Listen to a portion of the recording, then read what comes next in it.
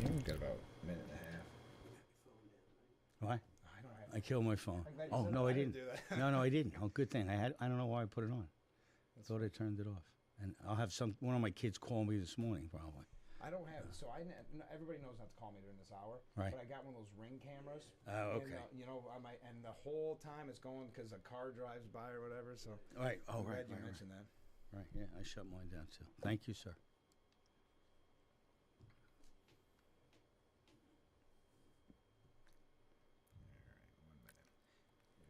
Let me check my schedule right before going because I want to make sure that I promote that we're going to play it, like I said, on Tuesday. And I'll post it online and all that, too. Okay, great.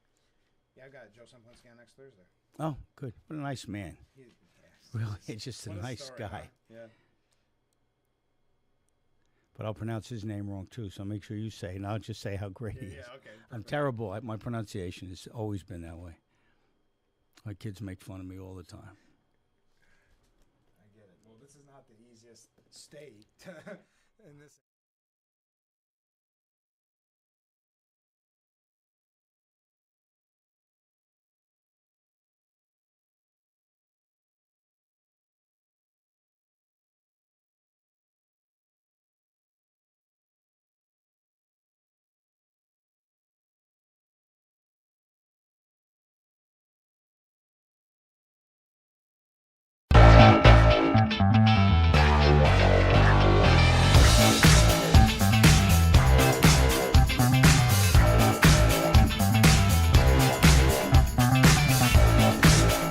Good morning and welcome to Frankly Speaking, here on WYDC TV Big Fox. I'm your host, Frank Acom, and we are broadcasting live from the Hesselson studio. And this is why you have to tune in every morning right at 6, because you never know who is going to be in the studio this morning. We are being joined by candidate for United States Senate, Mike Sapercone. Good morning. Morning, Frank. Great to be here. What a nice surprise. You're just walking by on Market Street. I said, come on in. I had nothing to do at 6 in the morning this morning, and I happened to be in Corning, and I said, hey, what's Frank doing this morning? Perfect timing. But the big question, the hard-hitting question, how was the Chemung County Fair? Oh, it was terrific. I had Isn't such that a nice? great time. Yeah. We walked around for about 2.5 hours and just meeting everybody. And you'll see in the next couple hours here, I'm a big talker, okay? Yeah, okay. I've learned to listen a little, but I love to talk. So just shaking hands and listening to people. And so everybody's been so wonderful to me. It's just been terrific. And they made some big changes to the fair. So and I hear it's going great. I mean, I think admission's $2. $2, pretty good, not too bad. It's very reasonable.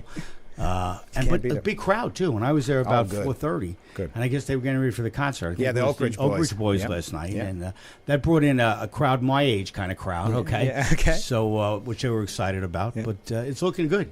Well, let's get down to the nitty gritty. Why did you decide to run for the United States Senate? This is not an easy job. I'm sure you're traveling a lot. We're going to talk about that in a moment. Why did you decide to run? Well, I'm a retired New York City detective. I did that for 20 years. So this is kind of easy in compared to that. But I enjoyed that job a lot. And I did that for 20 years. I'm retired for 24 years.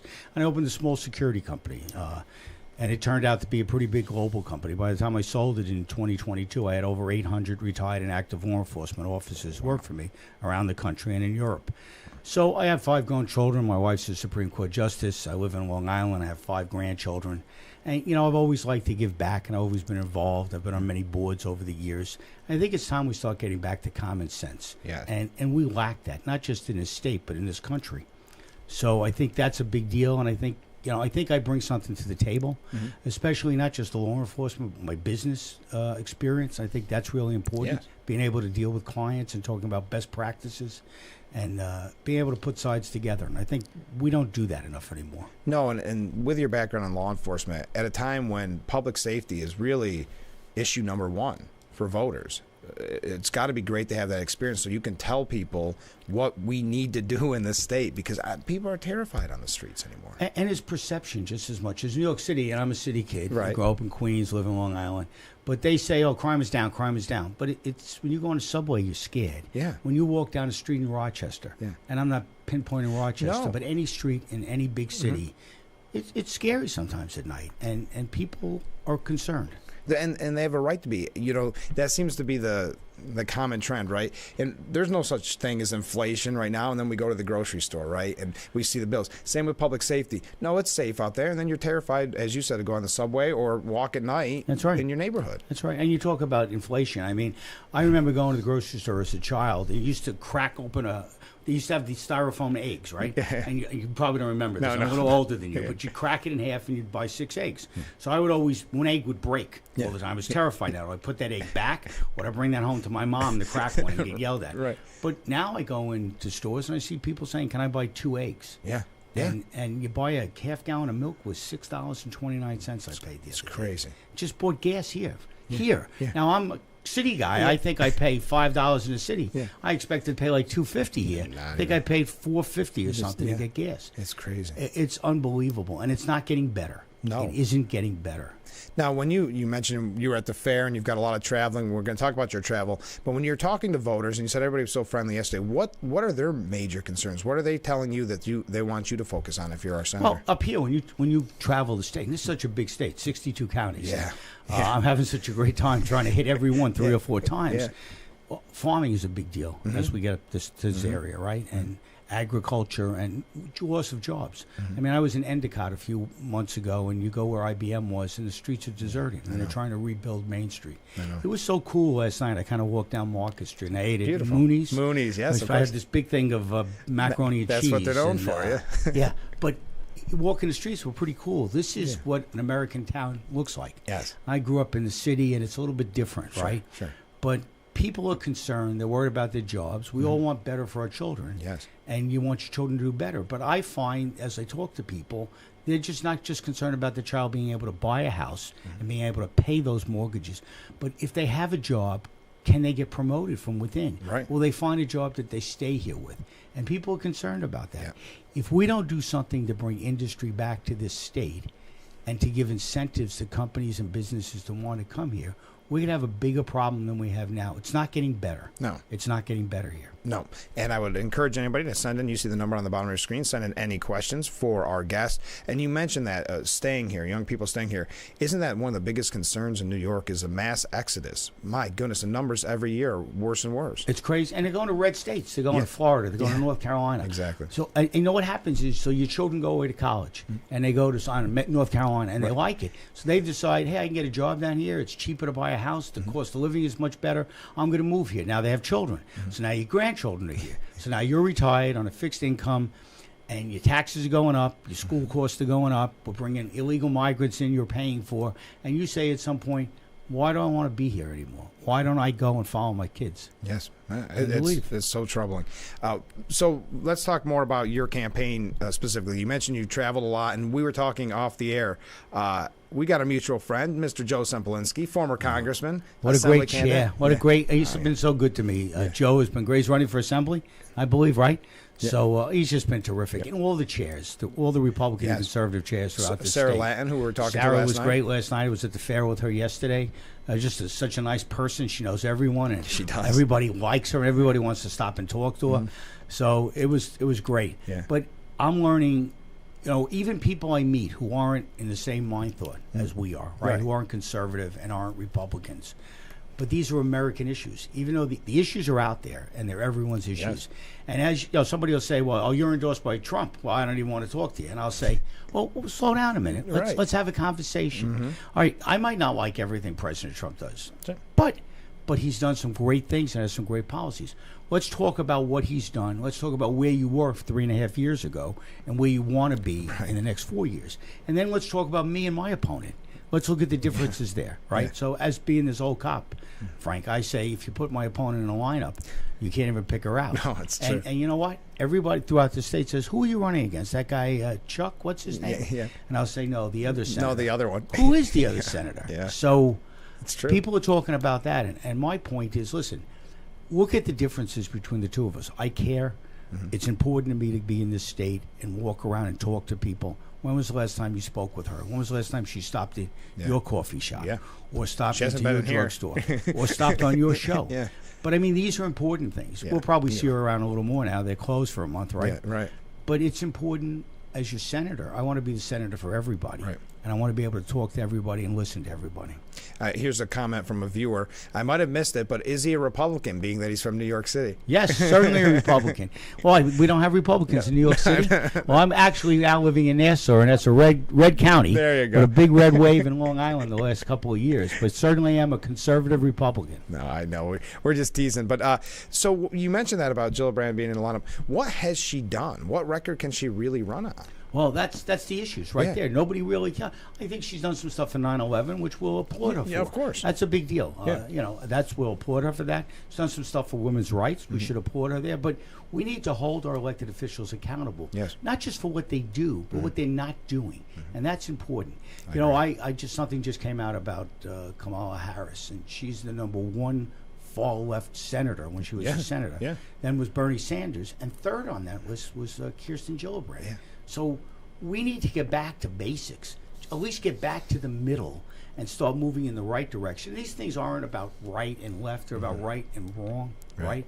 These are issues for everybody, and we don't do that anymore. Again, it goes back to common sense, Frank. Right. And it was interesting. I remember when she was first running, and everybody said, well, I think the one silver lining is she's going to be good on gun rights. Remember when they said that? Because when she needed to get elected in her conservative district, she was a little more pro-gun. Now, not so much. Well, when she became a congresswoman, she was very much that way, right? And then when Patterson appointed her to take Clinton's place, slowly but surely has she shifted over the last 15 years from being a moderate person to a far left person. And it's not acceptable. It's not acceptable in this state. We need two-party politics here. Please. We don't need to be ruled by one party. We need equal rights here in this state, and we need a strong Republican leader. And I think when President Trump gets elected, we're going to see that. And I'm hoping that I'm right under Trump's name is Sapricone. So I'm hoping that will come down. I'm hoping will help the rest of the down ticket. We have to maintain these seats in the House. That's a big deal. And New York is very much responsible. California tries to say they had something to do with it. They had nothing to do with it. We need to stay strong in New York. Keep the House. My seat will pick up the Senate, and so we'll have the presidency, the Senate, and the House, and that's how we can start governing again. Yes, and you're right about the House. Lee Zeldin and the hard work he did as governor and campaigning, trying to be governor. What a great foundation we set. Right? He fell a little bit short, and he fell a little short in the city. And he's a Long Island guy. I'm a city kid. If I can't get that 36, 37% of the city, then I've failed. So I'm going to work hard. Those are the streets I protected for 20 years. We want to get the boroughs. We need them. And you had mentioned earlier what Gillibrand had done with 9/11, but did you see that yesterday with that plea deal with the 9/11 mastermind? What is this administration doing at this point? How do you talk to those parents? How do you talk to the people, the spouses, the families that lost their loved ones in that? Well, it's what it is. We show weakness. And that's why we have the Israel attack on October 7th. That's why we have Ukraine. That's why we have to concern ourselves with what China's going to do in Taiwan. We need to start having stronger leadership. And that's what we'll get when Trump gets back in office. And that's what we need here in the United States, everywhere, in each office, in each position, state, local positions, federal positions. We need to start showing leadership again. Well, and that's what I like what J.D. Vance had to say, that we don't need a president that negotiates with terrorists, but kills terrorists. He's an Army guy. He understands. He's a military person, and that's what you need to do. We need to not to be tolerant of them. We need to make them accountable for what they do. And I think what an important thing to me is, of course, my law enforcement experience is very important to me, but I think also my business experience. So we're done with a 50-year politician. We're done with somebody who's been in politics their whole lives. Do they know what it is to make a payroll? Did they know what it is not to lay somebody off? Did they know what it is to tell your family, hey, I've got to pay my employees this week, so we're going to cut back a little bit, right? Maybe we're going to have a little more chicken this week or something like that. So I don't think they understand that. They've never had to confront those situations or make decisions that are life-changing. Even though they think they make life-changing decisions for the state of this country, what about when you have to bring it down to a business and make those decisions? That's hard. We're going to talk more about your business experience here in just a second, but we got to take our first break. Stay with us. Get your questions in. You see the number on the bottom of the screen. We'll be right back with Frankly Speaking in the Steuben Senior Services Fund section of the program.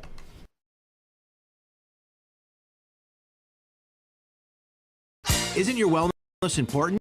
Don't you want more energy? Now's the best time to make every day better and relieve those achy muscles and pains than with the Hesselson's Hot Tub. Hesselson's has hot tubs in stock and available for immediate delivery with unbelievable savings. Hesselson's offers 0% interest-free financing for up to 5 full years. Hesselson's carries the only hot tub brand in the industry with the exclusive freshwater salt system that is eco-friendly and easy to use and only enhances your hot tubbing experience. Come in today and see why your next hot tub should be a Hesselson's hot tub. And remember, it's always fun to poke in the corners at Hesselson's. If you or a loved one regularly used hair relaxers or straighteners and were diagnosed with uterine, ovarian, or endometrial cancer, you may be entitled to significant financial compensation. I've used hair relaxers for years. I had no idea they could cause cancer. Chemical hair relaxers and straighteners have been linked to serious conditions, including several types of cancer. How do I know if I have a case? Call 844-292-6222 and consult with one of our attorneys to find out if the products you used are part of the lawsuit. Your eligibility will also depend on how often you use these hair products and your specific cancer diagnosis. If you regularly used hair relaxers or straighteners and were diagnosed with uterine, ovarian, or endometrial cancer, call us now. Call 844-292-6222. How much will it cost to talk to an attorney? There is no fee unless we win your case. Call 844-292-6222 for your free case review. Great drivers change lanes very fast, but with no outside mirrors. How come they don't crash? Introducing Angel View, the new wide-angle mirror that reduces blind spots. Angel View simply snaps over your car's rear view mirror, giving you a 160-degree view behind you. Ordinary rear view mirrors are small and flat, but Angel View has a huge mirror with curved glass. This convex shape allows you to see both blind spots with one glance. And with our Pro Edition special coating, it's anti-glare at night. Get your Angel View now for just $19.99 through this special offer. But wait, this may be your last chance to get Angel View at this low price. There is a strict limit of 2 Angel Views per order while supplies last. Order now. Call 1-800-869-5346. That's 1-800-869-5346. Or visit getangelview.com. So call 1-800-869-5346.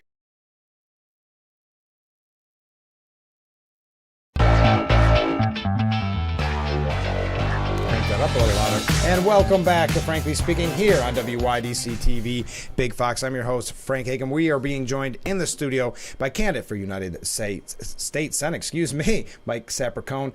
Mike, thanks so much for being on the program this morning. Again, we got a couple comments from viewers. First off, had a nice time at the fair, so this isn't related to you. Had a nice time at the fair. It's got everything. One of the best fairs I've been to, going back on Demo Derby Day. There you go.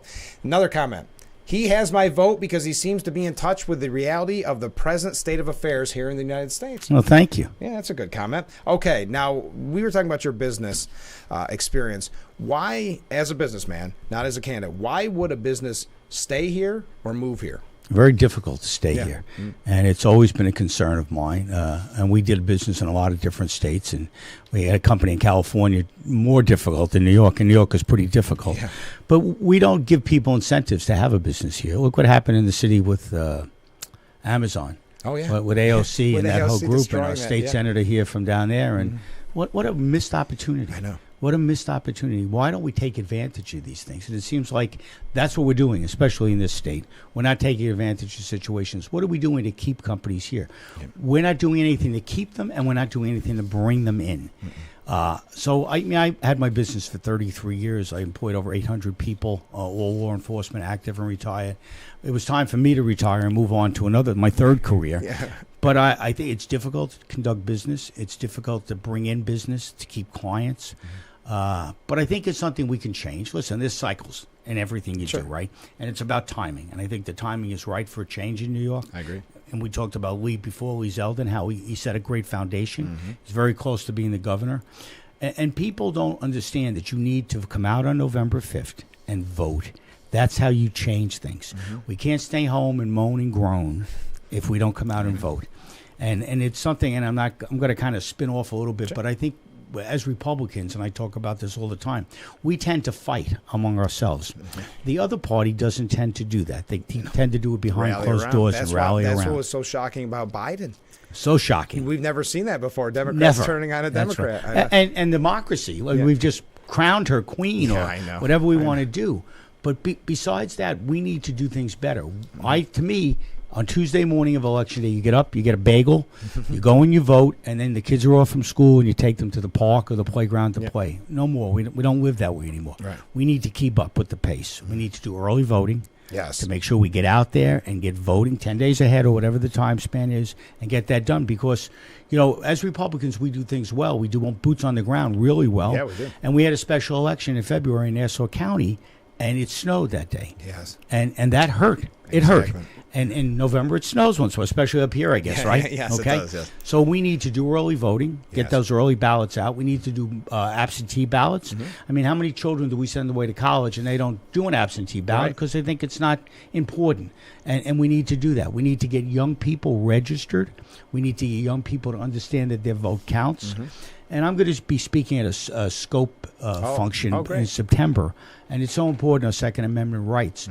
But and again, I'm not going to knock the NRA, but when we look at, they have over 5 million people in this state alone who are NRA members. Only 1.5 million voted last year because they don't feel their vote is important or counts. I want to show them that their vote counts, that their vote's important. We understand what rights our Second Amendment is and how important that is to us as Americans and New Yorkers. And that's important. And we need that support. But we need everybody to get out there and vote and start understanding these are important things. Exactly. And I like what you said because I've heard people saying, I think Joe Sempolinski last time he was on was actually saying it. We may not like the rules and the early voting and something like that, but they're the rules. That's it. And as Republicans, we have to adapt and start playing by the same rules that Democrats are playing by because you're exactly right. With that snow, think of how many people that could not make it out. That's right, because you planned on then schools got closed, so you didn't take your kids to school. Or you get sick or whatever. So many different things. Something comes up. Life comes up, and it's important. I know this is the first year because we all like it. I think Republicans are so proud to vote, right? So you look forward to voting day and you go in. This is the first year I'm going to try to early vote just to make the point that we have to start doing that. Well, I've done it, and they kind of make it so convenient. My wife and I have done it last year we did it for the first time. And there's pretty much a million places you can go to and vote. It's not like you got to go to the local place. You can go to the store shopping, and you have like 10 polling places, and you go there. And that's something else we're going to do better this year as Republicans, election integrity. So President Trump this is a tremendous concern, in New York and in every state. But we need to do better. We're going to make sure we have representatives at every polling spot. And we've brought a ton of lawyers in. The president is working so hard, putting a team together. And we want to make sure that everything is done correctly. Before we go, I got another comment. I got to take another break, but I got another comment from a viewer. I also think that he will not be wishy-washy, meaning you, and does not say that what any particular audience wants to hear in a good way. Listen, I want to speak my mind. I want to listen to what your ideas are. Yeah. But I want to have a conversation back and forth. Exactly. I want to learn from you. Yes. And you were mentioning earlier about winning the state back over because it is single-party rule, right? And it's destroying the state. Right. But then you saw that Trump rally in the Bronx. I was there. Whoa, were you? I was there. That's amazing, the numbers. It was great. Really cool. And when people are starting to talk, and I mean, I'm a little jaded from doing this for so long, and I don't know if New York will ever go red, but it's encouraging to see those kind of numbers. Very encouraging. And of course the media tried to play it down as well. It wasn't as many people as they thought. There were people they wouldn't let in because they shut the park down and wouldn't let people in. It was a big pep rally. And when you get back, let's talk a little bit about the convention if you have time. Yeah, because that was a great pep rally. Yeah, absolutely. We'll be right back. Stay with us.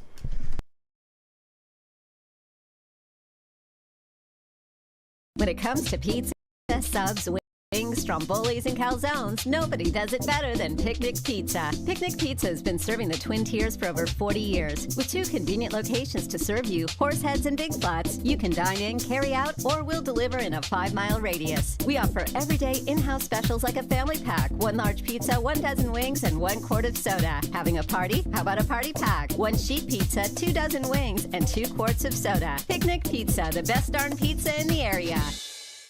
If you were one regularly used hair relaxers or straighteners and were diagnosed with uterine, ovarian, or endometrial cancer, you may be entitled to significant financial compensation.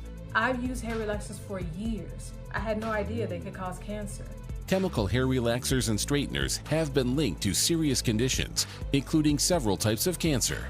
How do I know if I have a case? Call 844-292-6222 and consult with one of our attorneys to find out if the products you used are part of the lawsuit. Your eligibility will also depend on how often you use these hair products and your specific cancer diagnosis. If you regularly used hair relaxers or straighteners and were diagnosed with uterine, ovarian, or endometrial cancer, call us now. Call 844-292-6222.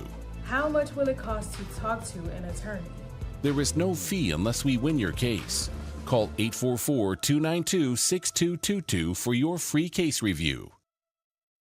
You need but they're bulky, awkward, and never put the breeze exactly where you want it. Introducing my fold-away fan from Bell & Howell, the compact cordless fan that unfolds into your own personal wind machine and extends to nearly 4 feet high. Its lightweight, portable design makes it easier than ever to have a targeted breeze anywhere. Plus, this whisper-quiet fan has 3 separate speeds, making personalizing your comfort a breeze. My fold-away fan's rechargeable lithium battery lasts up to 10 hours, and it has enough power to blast a breeze to the other side of this room. Its unique telescoping stand allows you to place it on the floor, so the breeze will reach anywhere with ease. Then the whole thing folds away for easy storage. Get my fold-away fan from Bell & Howell for just 2 payments of $19.99. It comes with the USB cable to make charging fast and easy. My fold-away fan. Call or click now. Call 1-800-349-4156. That's 1-800-349-4156 or go to myfoldawayfan.com.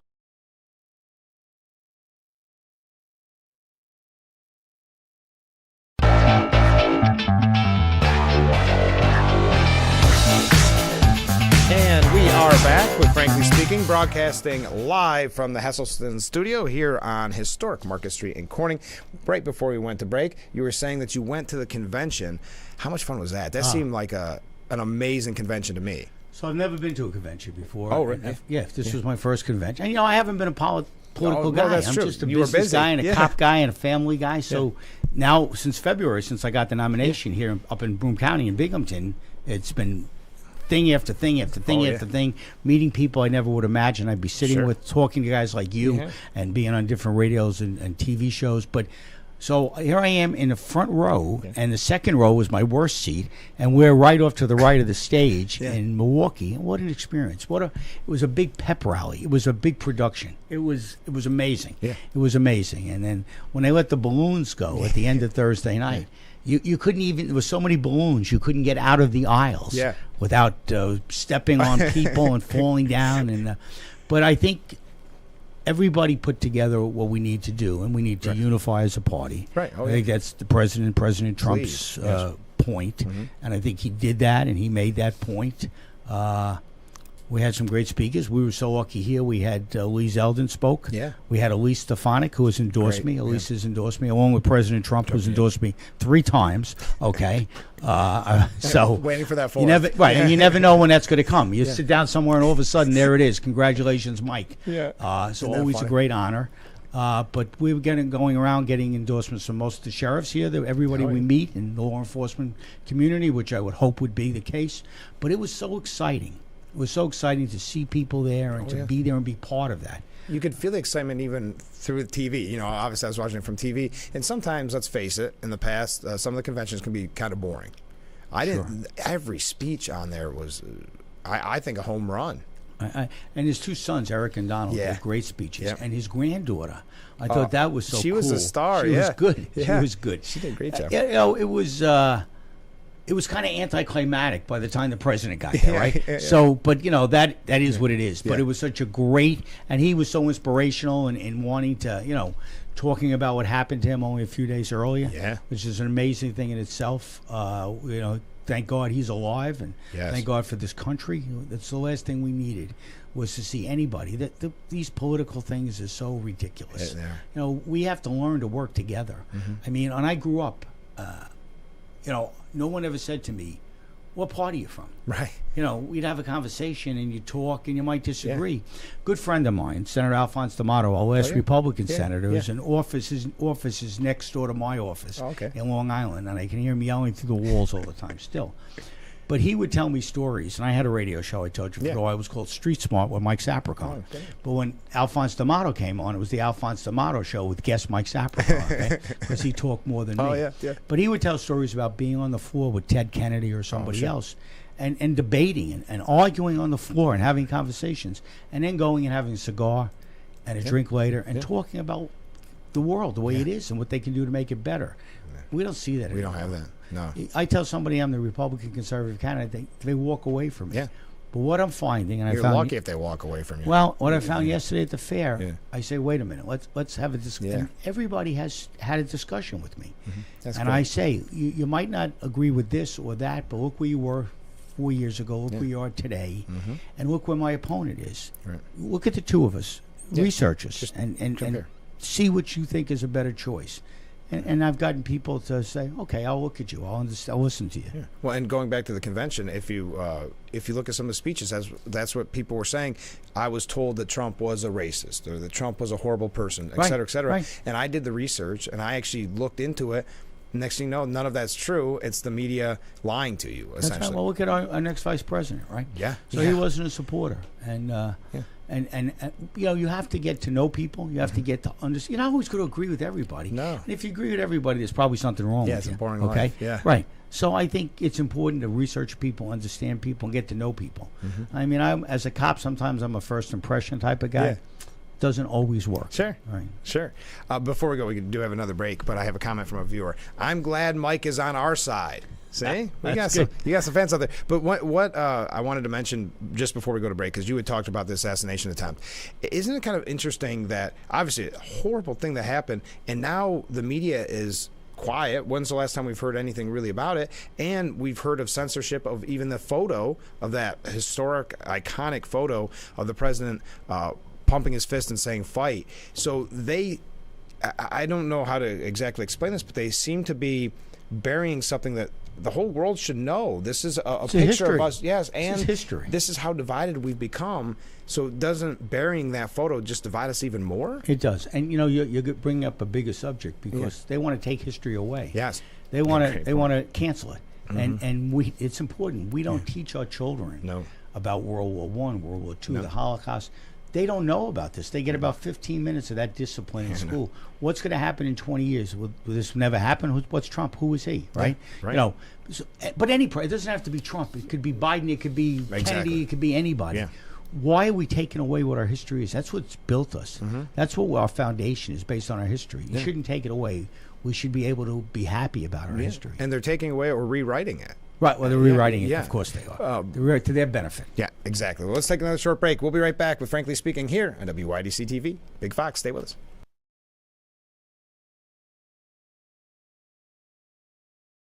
Have you been unable to work for over a year due to a mental or physical disability? Were you recently denied Social Security disability benefits? Great news. You may be eligible for money, back pay, relief. If you've been pre-qualified and diagnosed with a recognized condition that prohibits you from working, our lawyers can file a claim to get your disability benefit. Call us today and find out more. Call now, 844-617-0440. For summer and save at GCP Discount Liquors and Wines. Svedka Vodka, normally $20.99, is on sale for $18.99. Save up to $24 on a case with mail-in rebate. Your final cost, $12.99 per bottle. 1.5-liter Woodbridge wine, regularly $11.99, is on sale for $9.99. Save with a rebate of up to $24 on a case. GCP Discount Liquors and Wines and Horseheads, the best in service, selection, and price. You need a, but they're bulky, awkward, and never put the breeze exactly where you want it. Introducing my fold-away fan from Bell & Howell, the compact cordless fan that unfolds into your own personal wind machine and extends to nearly 4 feet high. Its lightweight, portable design makes it easier than ever to have a targeted breeze anywhere. Plus, this whisper-quiet fan has 3 separate speeds, making personalizing your comfort a breeze. My fold-away fan's rechargeable lithium battery lasts up to 10 hours, and it has enough power to blast a breeze to the other side of this room. Its unique telescoping stand allows you to place it on the floor, so the breeze will reach anywhere with ease. Then the whole thing folds away for easy storage. Get my fold-away fan from Bell & Howell for just 2 payments of $19.99. It comes with the USB cable to make charging fast and easy. My fold-away fan. Call or click now. Call 1-800-349-4156. That's 1-800-349-4156 or go to myfoldawayfan.com.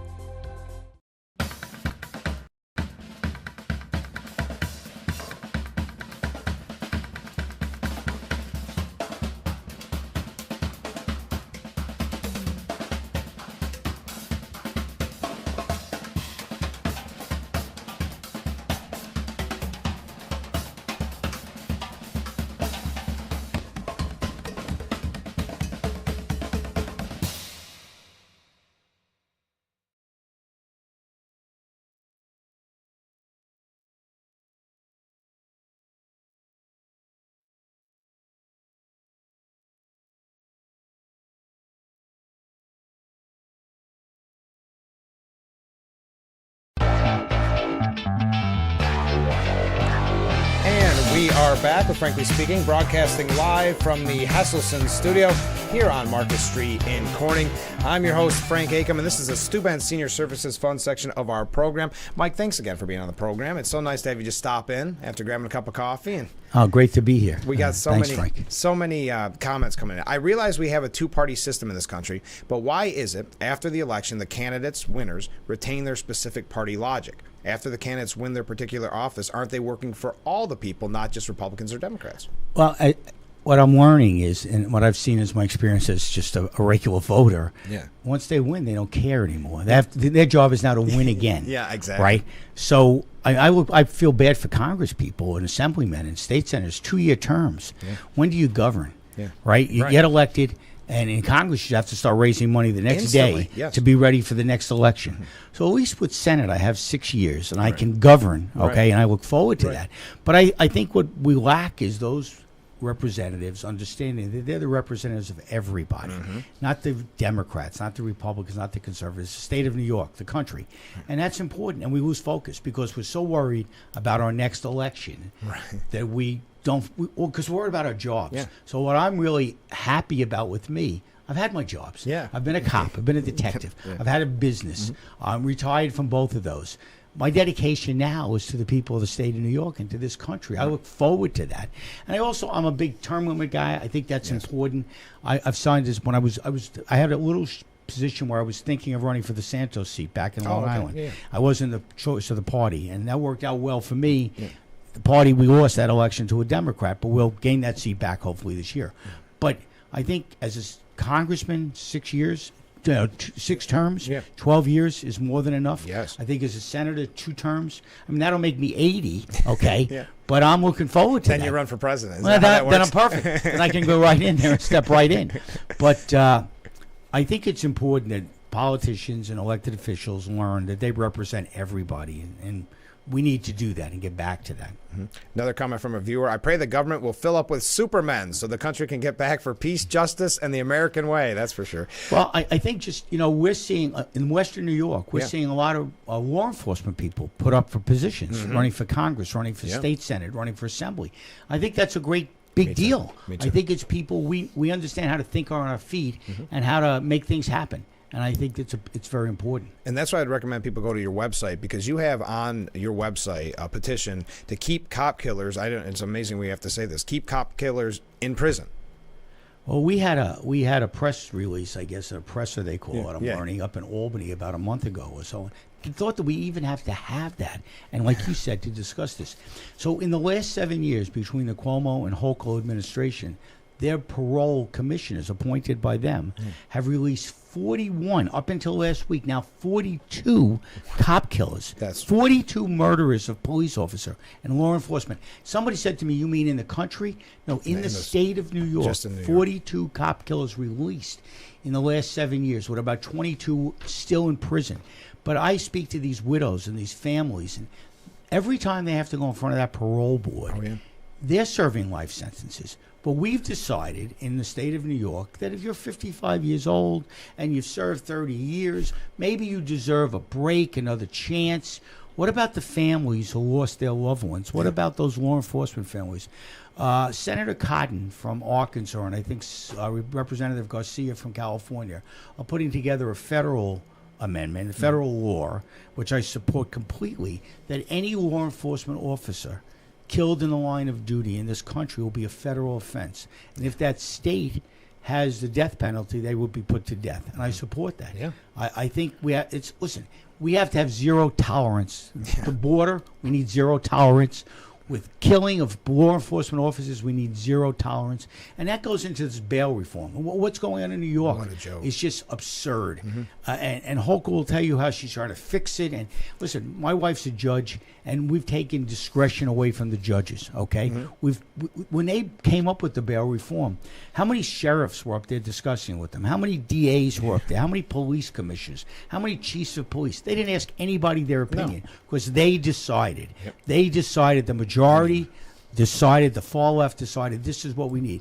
And I'm not against bail reform. Listen, there's always, you should have some kind of reform. We should be fair and think about what we do, but we should be looking at individual situations. There can't be a one size fits all. That's right. And it can't happen, and we're doing that. And look at the cops beat up in Times Square. So, you know, I grew up in Queens, and the Casino Park, there was a rape of a 13-year-old a month or two ago. And that was a Venezuelan person who came in. Venezuela has closed their prisons, okay, because now everybody's up here in New York and the United States. Trump's been talking about it. And they're just, and these guys are running around on these bikes and they're terrorizing people. And it's ridiculous. It's not safe to go anywhere. We're paying for this. Hochul is sending $2.4 billion of money from upstate down to Eric Adams in New York City to pay for the illegal immigrants, okay? I think it's somewhere between $350 and $500 a day on a credit card. I was at an event last Sunday and I spoke to an illegal immigrant who's been here 20 years, okay? Hardworking, pays his taxes, has his business, has brought his family here. And he is upset that he has to work hard and nobody hands him a credit card every week with $350 or $500 on it. And it's not fair. And he's upset by this. And why wouldn't he be upset? I mean, we're all somewhere or another immigrants, right? Our grandparents, our great-grandparents. But they came here the right way. They worked hard. That's the American way. There's no other, we don't listen to this dream, it's the American dream. We have an American dream, and I'm the American dream. Just a kid from Queens. I used to dig ditches as a kid, became a cop, started a business. Now I'm running for the United States Senate. I mean, you can't do that anyplace else. So it's a great honor and great to do that. But we need to start changing things and getting back to common sense. Parole is a big deal. Bail reform is a big deal. Law and order is a big deal. Well, and you mentioned Hochul saying that she's trying on bail reform, which is a joke. You're never going to hear me say I agree with our former governor, Andrew Cuomo, but he did say, well, she's not a bystander anymore, right? She's been there 3 years. If she wants to change something, you can't keep blaming it on Cuomo. That's right. You know, That's right. And I said, until he gets elected again somewhere else. Yeah, what do you think? Well, I know, that's a whole other story. I mean, mayor, you think? Yeah, who maybe. I don't need to go down that rabbit hole. No, I'm but sorry. she stood up at a police morgue in Albany a couple months ago, and she had her sunglasses on, and she stood there and she said, I believe in the police, how important the police are.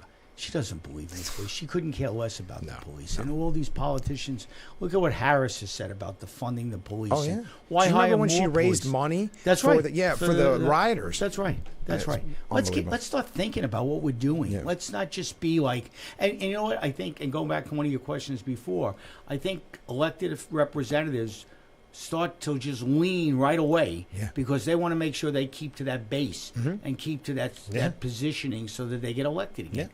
I'm not worried about getting elected again. I want to get elected now. Then I want you to come back in 6 years and say, I want this psycho again. Okay? He did a really good job. He actually talked to me and he did something I asked, or tried to do what I asked him to. I think that's important.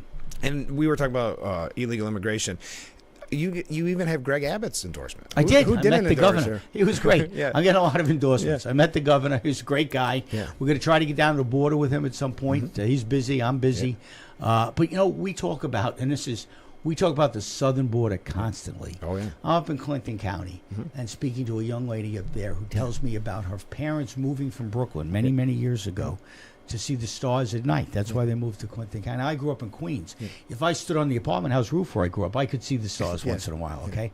But now all they see are helicopter lights, okay, of the illegal immigrants coming across the Canadian. We have the largest border with Canada in the state, in the country. We've had a 250% increase in illegal immigrants coming over that border in the last year. And the Channel 5 actually Fox News in the City is doing a story on the gas stations up in Clinton County. I think is it Pittsburgh?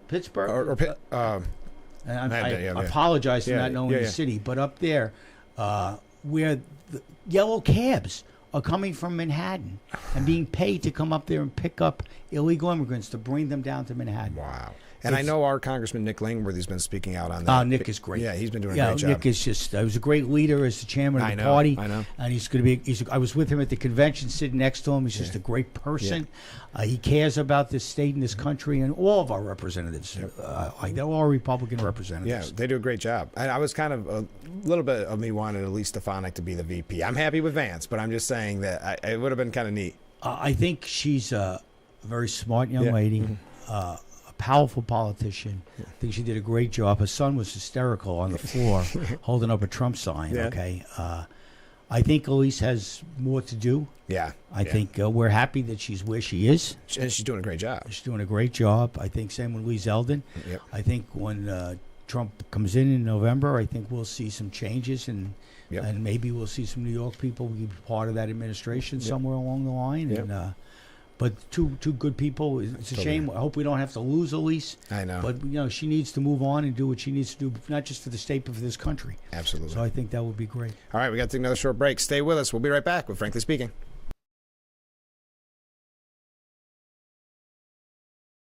Isn't your wellness important? Don't you want more energy? Now's the best time to make every day better and relieve those achy muscles and pains than with the Hesselsen's Hot Tub. Hesselsen's has hot tubs in stock and available for immediate delivery with unbelievable savings. Hesselsen's offers 0% interest-free financing for up to 5 full years. Hesselsen's carries the only hot tub brand in the industry with the exclusive freshwater salt system that is eco-friendly and easy to use and only enhances your hot tubbing experience. Come in today and see why your next hot tub should be a Hesselsen's hot tub. And remember, it's always fun to poke in the corners at Hesselsen's. The Fox Sports app isn't just any sports app. It's your sports app. For the touchdown! Yeah, yours. Your teams. Your highlights. Your scores. Your stories. Just choose your favorites to get more of what you want. To the end zone! And of course, stream your teams live. The best part is free with your pay TV subscription. Grab your Fox Sports app today. Welcome to Frankly Speaking, talking to the people that affect your life, that affect all of our day-to-day lives. This is something you're not going to get anywhere else. We've got a lot to offer. There'll be a lot of news, local, regional, national, really the things that affect you. And I think you'll be glad that you tuned in. So think of it as radio on TV. Frankly Speaking, live, 2 hours long, starting at 6 a.m. on WYDC TV Big Fox. This is history making.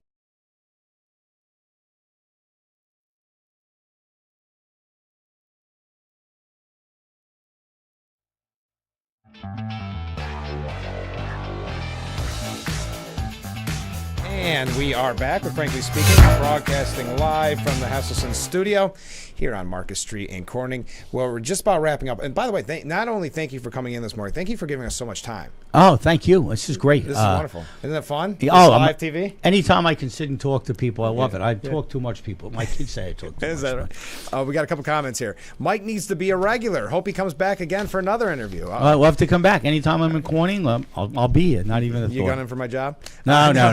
But I love to be part of your show. Another comment.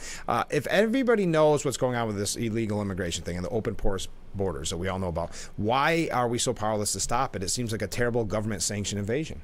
Well, I think what the left is doing here is they're looking to have all these people come in and vote. Yeah. Okay. I just think. I mean, you go to a vote. You go to vote. Yeah. And you don't show any identification whatsoever. I know. I bought a birthday cake. It was my wife's birthday, and the cake was over $100. Yeah. We had a big party, so over $100. You had to show your driver's license.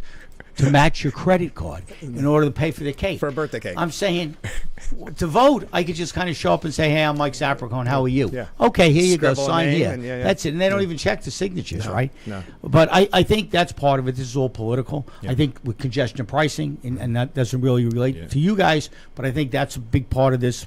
Will kill congestion I think it pricing. will affect us, so in the long term, when you think about it. Increase costs. It will increase costs. And what we're seeing is, though, and I'm an old transit cop from the 1980s before I went to the NYPD, we lose over $660,000 a day in illegal turnstile jumpers. Oh, yeah. So why don't we start putting more law enforcement? Why don't we start cracking down on that?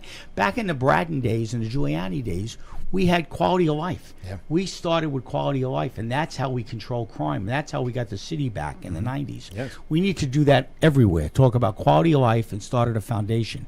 But just back to the illegal immigrants, there was people saying, well, the Republicans had an opportunity to close the border. It was all mixed in with the aid to Ukraine, the aid to Israel, and it was then mixed in with the border. Listen, that was 5,000 people a day they wanted to bring into this country. That was their idea of fixing it. Right. Zero tolerance is the idea of fixing it. We can't come up with a plan B because guess what? This administration doesn't have a plan A. Exactly. Okay. So that's the border problem, and that's what we have to solve. We have to put a plan together and have zero tolerance, put more judges on, put more border patrol on, and stop this asylum because of this persecution from this or that. Come on, stop it. Yep. It's just a ploy to get in here. There's no checking that. Look at the fentanyl that's coming to this country, not just from Mexico, from China, from everywhere. That's the biggest cause of death between males between the ages of 18 and 45. We need to stop it. Again, zero tolerance.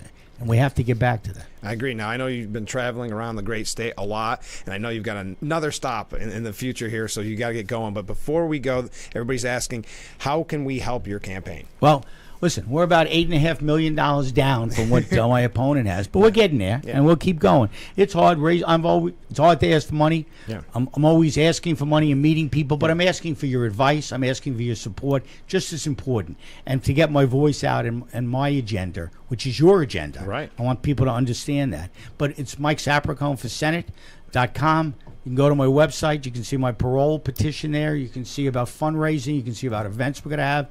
You can see where I've been traveling throughout this great state, 62 counties. Never realized it was so big. And what a great time to visit in July and August. I'm looking forward to September. I'm not looking forward to when the snow starts coming in November and December. But by that time, I'll be a senator and we'll come back again. They don't get much snow in Washington. So well, they don't. But Frank, thank you so much. Thanks for this doing was this. great being here. Yeah, safe travels. Anything we can do to help, and like you said, anytime you're in the area, and if you're on the road, you just want to do a quick call or Zoom, we'll do that too. Well, you have my number, and I have yours, and I'd love to do that. Anytime you're a little bored and you want to spice up things a little bit, give me a ring. I love to chat. That's what it sounds like everybody wants. All right, we've been talking to our next senator of New York State, Mike. Thanks so much for being on the show. We'll talk to you soon. Thanks so much for being here. All right, we'll be right back.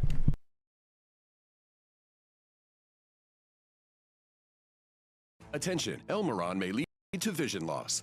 If you have suffered vision problems after taking Elmeron to treat bladder pain, call the Hearn Law Firm. Elmeron may be responsible for your vision problems, and you may deserve compensation for your injuries.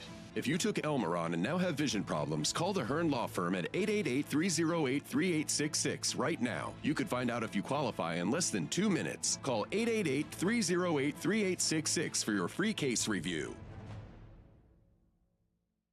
Your wallet is always in danger. Criminals can hack your information without you even knowing. Introducing Slim Mint, an ultra-thin RFID blocking wallet that keeps your cards and cash protected. Slim Mint uses the latest RFID blocking technology to prevent thieves from stealing your info. It's ergonomically designed to optimize space and keep your belongings organized. With the auto-locking Slim Mint, your cards and money stay securely in place. It has a built-in cash clip and a flexible outer band to fit your additional cards and cash. Call or click now and get Slim Mint for just $29.99. Order in the next 5 minutes and you'll get an instant $10 discount. So it's only $19.99. But wait, due to rising costs, this may be your last chance to get Slim Mint at this low price. There's a strict limit of 3 Slim Mint wallets while supplies last. Don't wait, order now.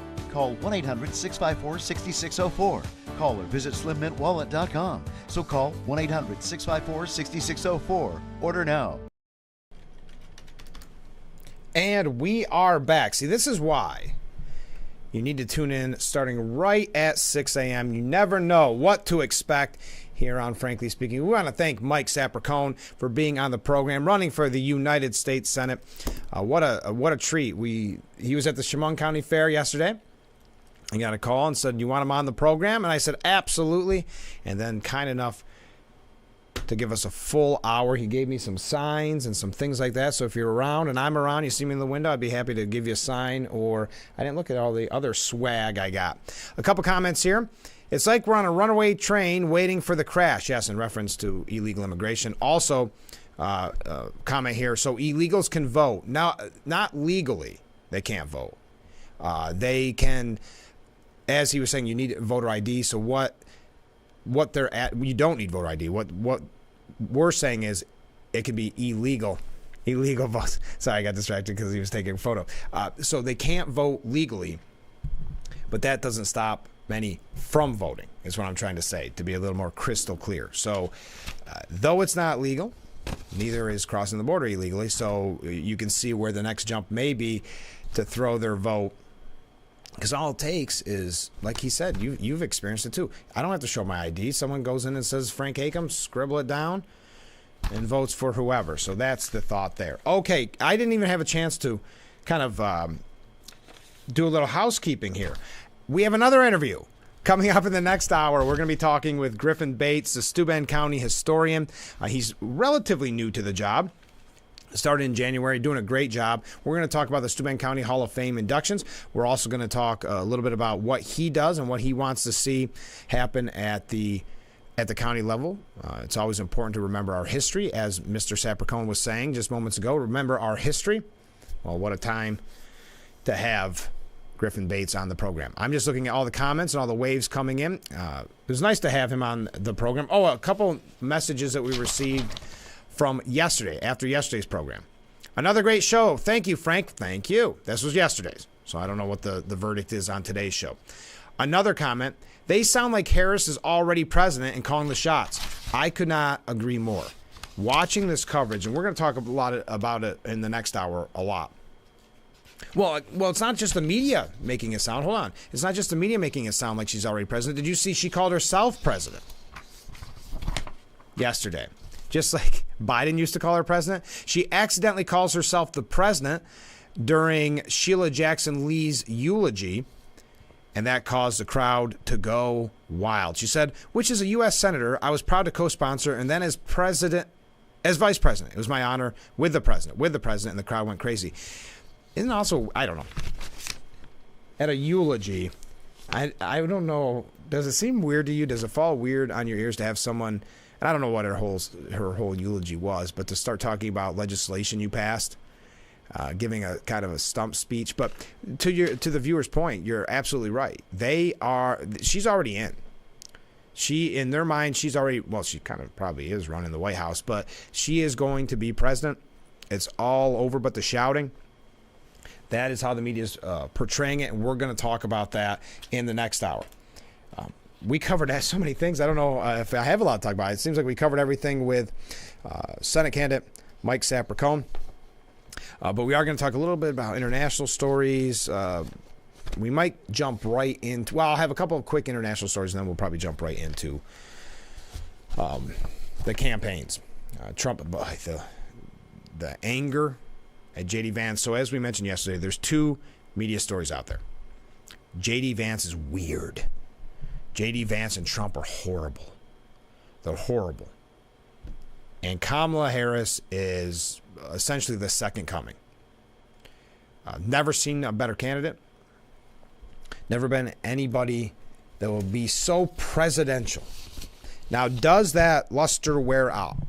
When will she finally, because this is day 12, without any type of press conference, without any type of presser, any media interviews, will they start, and I don't think the media will, but will people start questioning her on substance, actually asking the tough questions, not just stump speeches done by teleprompter? I have a piece here that we're going to get to. Maybe we'll start the program, or the second hour, with it, which is saying she's all foam, no beer. the old saying, where there's no substance, but right now she's giving speeches. She's got the pop culture aspect to it, where she's got rappers introducing her, and she's got celebrities portraying her on SNL, and etc. So she's got those things. But obviously she can't run on her record. So she's got to just do fluff speeches.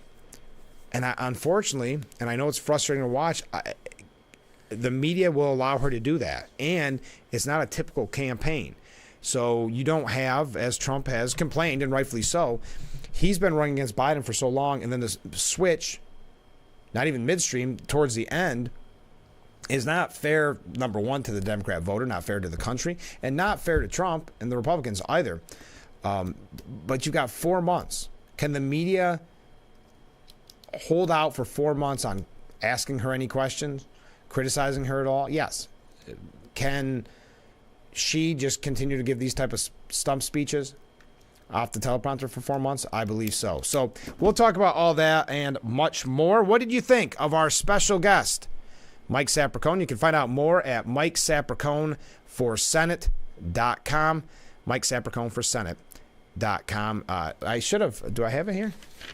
We talked about Trump's endorsement, but this is what he said of Mr. Sapercone. Mike has my complete and total endorsement. I look forward to working with him to take New York State away from the people who have destroyed it. That was the endorsement of Mike Sapercone. Okay, we've got to take this short break. Stay with us. Hour number 1 in the books. Boy, that was easy having a guest that whole time.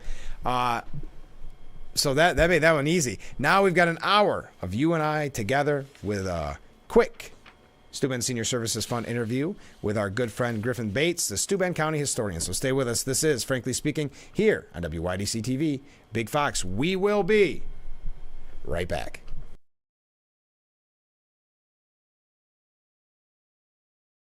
Have you been unable to work for over a year due to a mental or physical disability? Were you recently denied Social Security disability benefits? Great news. You may be eligible for money, back pay, relief. If you've been pre-qualified and diagnosed with a recognized condition that prohibits you from working, our lawyers can file a claim to get your disability benefit. Call us today and find out more. Call now, 844-617-0440. Wow, you found it. I did. The History of Water Part 6? I've been dying to read this. I know, honey. I always wanted that book. At Culligan, we get that most people don't think about water like we do, and that's okay. You see, when we install one of our high-efficiency water softeners, we're thinking about hard water and limescale buildup, so you can just think about longer-lasting appliances and softer skin and hair. At Culligan, we think about your water, so you don't have to. Call today to schedule your free water test.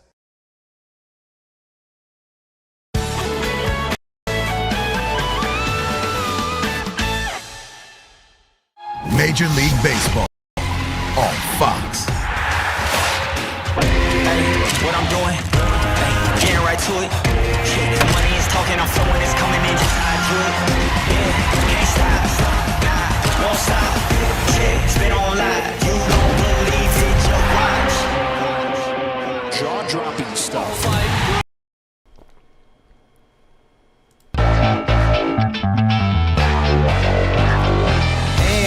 We are back. Hour number 2. If you missed us, hour number 1, we spent nearly the whole broadcast with Mike Sapercone, candidate for United States Senate, running against Gillibrand. Look at the fancy penny. Laugh at me, can you? Says not gonna zoom in. Mike Sapercone for Senate. That's the website. Okay, a couple comments from viewers, or one comment. Wife and I were ashamed of the Chemung County Fair last year and decided we would not go back. However, we watched your show concerning the new format and did go yesterday. We're happily surprised. It was like a real county fair again. Kudos to the new board. I've heard nothing but wonderful things. We had our news crew from Big Fox News at 10. They went on Wednesday. They said it was great. We heard Mike Sapercone, who was there yesterday, shaking hands. That it was a big turnout, had a lot of fun. Right before the Oak Ridge Boys were about to play on their farewell tour. So, yes, I would agree with that, viewer. Kudos to the new board. Did you see that, and we're going to talk about Harris, but that Joe Biden is angry that Israel killed the Hamas leader, a terrorist, because it hurts the chances of a ceasefire. Why are so many on the left coming out and saying killing a terrorist, killing a murderer is a bad thing? Maybe it goes to give you a little thought to the mindset. Joe Biden said the killing of Hamas leader Ismail Haniyeh was not helpful for reaching a ceasefire in Israel's war in Gaza. So one of the masterminds, well, maybe this is why we're releasing 9/11 masterminds, because the fact that there would be outrage, or I shouldn't say outrage, but kind of anger at Israel for killing someone that was so instrumental on October 7th and that terrorist attack, I don't know. The weakness, as we were saying with Mike Sapercone, the weakness that we show as Americans with that pullout of Afghanistan, that disastrous pullout. Then we've got, well, in the 9/11 masterminds, getting a plea deal. By the way, did you see the Hamas leader, Ismail Haniyeh? Did you see how sources are saying how he was killed? They planted the bomb months in advance, and it was a remote bomb. Stuff like that sounds almost out of a movie. What else? We got so much to cover. Okay. By the way, Biden, it is said that he is determined to close Guantanamo Bay in the next 6 months. That's coming after the life in prison plea deal for the 9/11 terrorists. So he's trying to close Guantanamo Bay.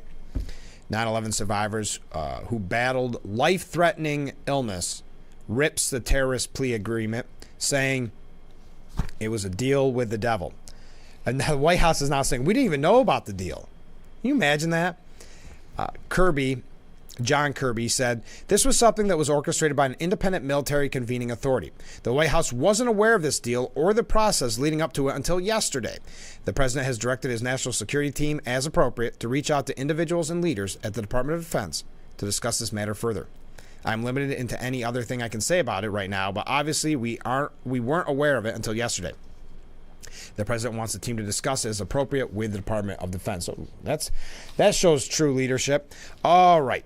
Now let's get into the campaign, shall we? Kamala Harris has not given interviews, any kind of press conference or pressers as they're called, in 12 straight days.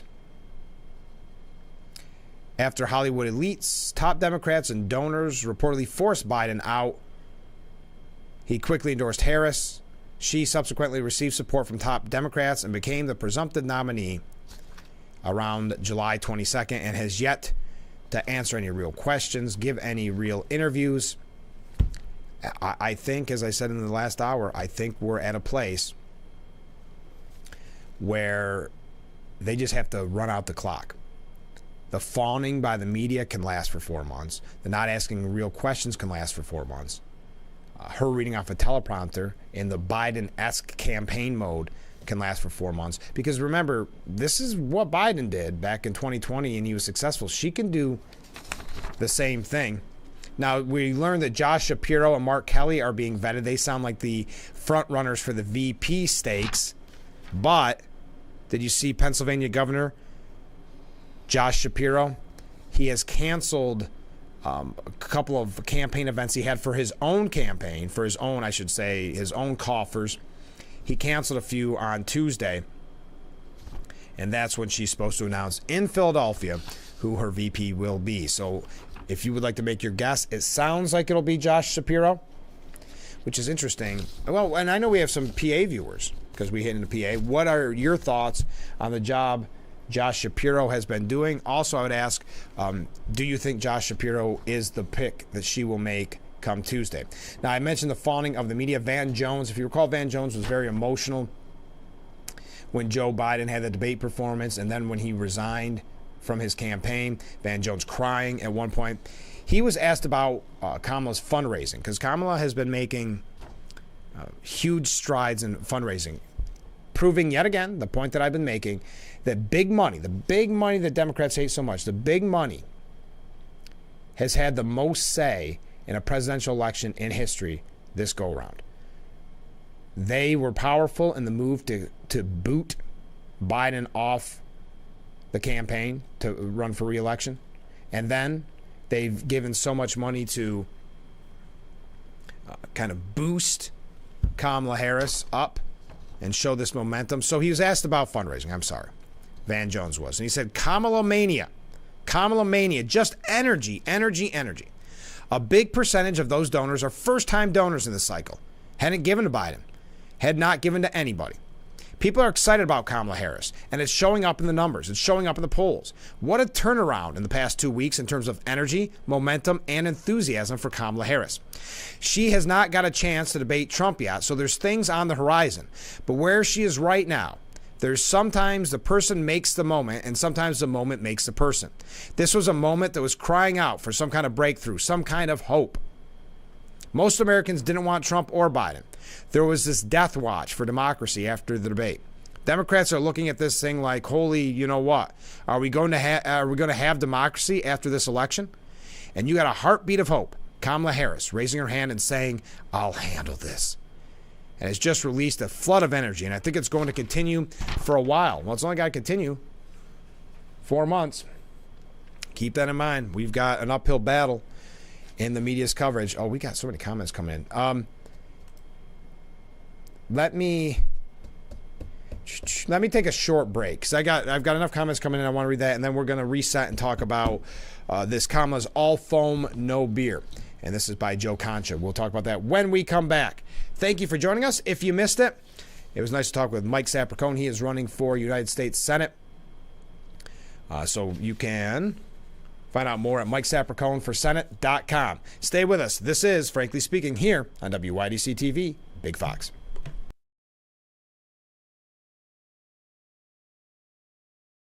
Enjoy a taste of the Finger Lakes at Hector Hideaway. With a lunch and dinner menu, we serve a variety of delicious dishes made with locally sourced ingredients. Dine inside or out on the deck for gorgeous lake views and pair your meal with a local wine, beer, or beverage. We're open until 9 p.m. Thursday through Monday, but the bar is open until midnight Fridays and Saturdays. Stay tuned for live music. Visit us today at Hector Hideaway. Is it most important?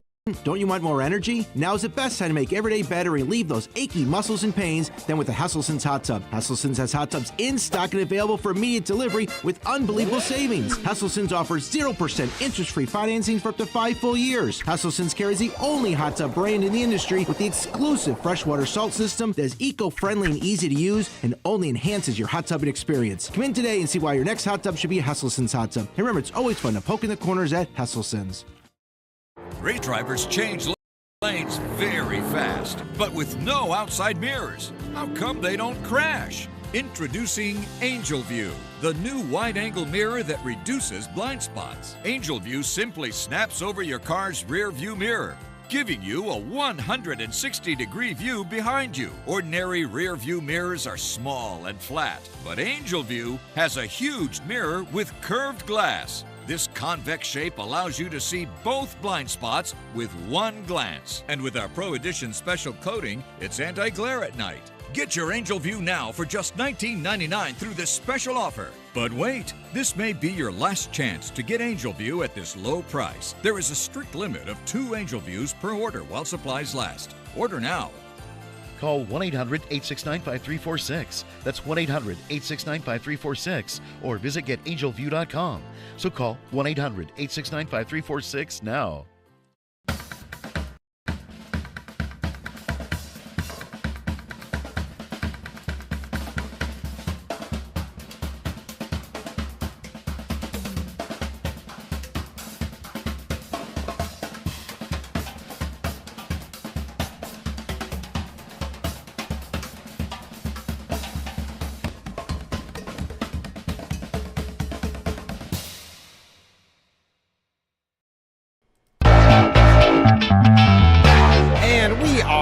Broadcasting live from the Hesselson's studio. So many comments come in. I appreciate it. Let's start right off. Good morning, Frank. Good morning. I may be off topic, but this really bothers me. I find it absolutely abhorrent that the IOC, with the Olympics, allowed a genetic male to participate in the female boxing program. This is undoubtedly one of the worst decisions in Olympic history. Don't worry about it being off topic. If anybody listen to my radio show, they know I'm a huge boxing fan. I have been my whole life. So this one hits home, someone would say. I couldn't agree more. I can't remember what outlet I was on. It was more of a conservative outlet online. And they basically said being abusive to women is now an Olympic sport. Women beating is now an Olympic sport. It's one of, and I agree when you say it's one of the most horrible decisions in Olympic history. It was difficult, again, as a boxing fan, it was just difficult to watch. The woman who lost, saying it was the toughest punch she's ever experienced. So we're not going to get a ton into it, but I totally agree with you. It's not good for the Olympics. It's not good for boxing. It's across the board very, very, very troubling and not something that I think anybody enjoyed watching. Okay, other comments. How is killing a terrorist leader not a good thing for a ceasefire? Talk and release prisoners, or next in line will be killed. I know. Well, it's the mindset of try to appease the enemy. You know, this has been Biden and Obama's mindset from the beginning, which is basically try to make Iran and other enemies our friend. The ones that chant death to America, maybe they'll like us if we give them money. Maybe they'll like us if we ease sanctions. Maybe they like us if we'll just let them get away with a horrendous terrorist attack on October 7th. So, but I agree with you. It is a good thing, killing a terrorist leader. Another comment. How will Shapiro explain to Pennsylvanians that energy independence in PA will lose jobs because Harris ends up enforcing no future fracking or drilling? Well, that's the beauty of politics, isn't it? If she picks him, it's so she can erase kind of her energy policies in the past, saying, no, look, I picked someone from PA, and then if he gets it and goes in as VP, he'll just have to shrug his shoulders at the people he supposedly supports and looks out for, the people of Pennsylvania. So, yeah, it's all smoke and mirrors. It's make her look better, and he'll just have to grin and bear it as the people of his state suffer. And I would add, and I know we have some PA viewers, so you can disagree with me, but under Shapiro's watch, it's sad to see you're becoming, in Pennsylvania, more like New York. I know the old thing here in New York was, if it's so bad, maybe we'll just go across the border, move across the border, and we can still work at our jobs and commute. Now, is it really that much better? Yeah, a little bit. But you're headed down the New York path, Pennsylvanians. All right, another comment. Strange bedfellows if the Pennsylvania governor is chosen, given that PA is pro-gun. And though I have no idea Kamala's stance on guns, it is a given, as she is a liberal, that my money is she's anti-gun. She is anti-gun. I don't know what Shapiro's stance on guns are necessarily. But yes, PA is pro-gun. But that doesn't mean anything. I don't know if Shapiro is pro-gun, but it doesn't mean anything in the future president, if you're watching the media, the future president, Kamala Harris's plans. Another comment. If she does choose the PA governor, she is just attempting to buy the state of PA. Absolutely. There's no doubt about it. Okay, so Joe Concha, as we talk about this fawning over Kamala Harris, Joe Concha says, after watching the open act of the Kamala Harris presidential campaign, one thing is abundantly clear. She and her handlers think they can win the White House by pleading the fifth from now through November 5th. And that's why I bring up this article, and he put it in a much better way than I did. It just seems like they're going to try to run out the clock. They're not going to do the press. They're not going to do any hard-hitting interviews. Ever since she launched her first presidential campaign back in 2019, Kamala has not held one United States press conference. She has not done anything resembling a tough interview. Do you realize that? Not ever since she launched her first presidential campaign back in January of 2019, Kamala Harris has not held one United States press conference. She's really no different from Joe Biden. Take away her teleprompter and her script and things go sideways in a hurry. Now compare that to Donald Trump when he appeared before the National Association of Black Journalists in Chicago, the one that the media is giving him so much heat on. Could you imagine Kamala going to an unfriendly venue like that and taking tough questions? Of course not. Democrats don't do that. Trump does not back down. Trump, in an effort to expand his inroads with black voters by making himself accessible, accepted the invitation. Smart move, because he has shown he can connect with minority voters across the board, especially during the campaign cycle. Recall his visit to South Bronx, you remember that, and Harlem. His NABJ appearance was classic Trump, sparring out of the gate with the hopelessly biased ABC News correspondent Rachel Scott. Scott accused Trump of racism based on his criticism of Manhattan DA Alvin Bragg. A profoundly ridiculous premise, given how critical Trump has been of prosecutor Jack Smith, who at last check is a white guy. But when Trump was actually asked relevant questions about inflation and illegal immigration by Fox News anchor Harris Faulkner, he hammered Kamala on both issues, underscoring that during his time as president, black voters were far better off. And we can go through the numbers on that, but you know the numbers. But a recent CNN poll shows that Republicans getting an eye-popping 30% of black vote compared to Harris, who gets 63%. Usually this split is around 90-10. Keep that in mind. For her part, Harris also received an invitation from NABJ, but declined to appear live and will only do so at some point by Zoom. Sound familiar? Very much. Biden-esque, folks. They're running the Biden campaign for the next 4 months. The reason is simple. Harris, an actual journalist, asking germane questions about her radical policy positions simply cannot coexist. And as we've seen from the queen of word salads, she does not possess the ability to speak with anything resembling coherent arguments. She would have to answer questions on ending the fossil fuel industry. Another reason why she'll probably pick Shapiro. Abolishing ICE, ending all private health insurance, and providing free health care to illegal immigrants, for starters. Would she have to ask that? Or answer that, I don't think the media is going to ever ask her questions like that for the next 4 months. Harris would also be asked to explain her support of late-term abortion, sanctuary cities, allowing violent criminals to vote from jail, and everything from her desire to expand the Supreme Court to allowing biological men to compete against biological women in sports. And that's why, to that viewer's comment about the boxing in the Olympics, I'm glad that Trump kind of capitalized on that, his campaign, saying this is what Harris wants. Team Harris thinks she can win not on the issues, but on thin-sliced identity groups working on her behalf. As we mentioned, she did the RuPaul drag queen show. She has the white men or white dudes for Harris Zooms. All foam and no beer, Joe Concha says. That's Kamala Harris.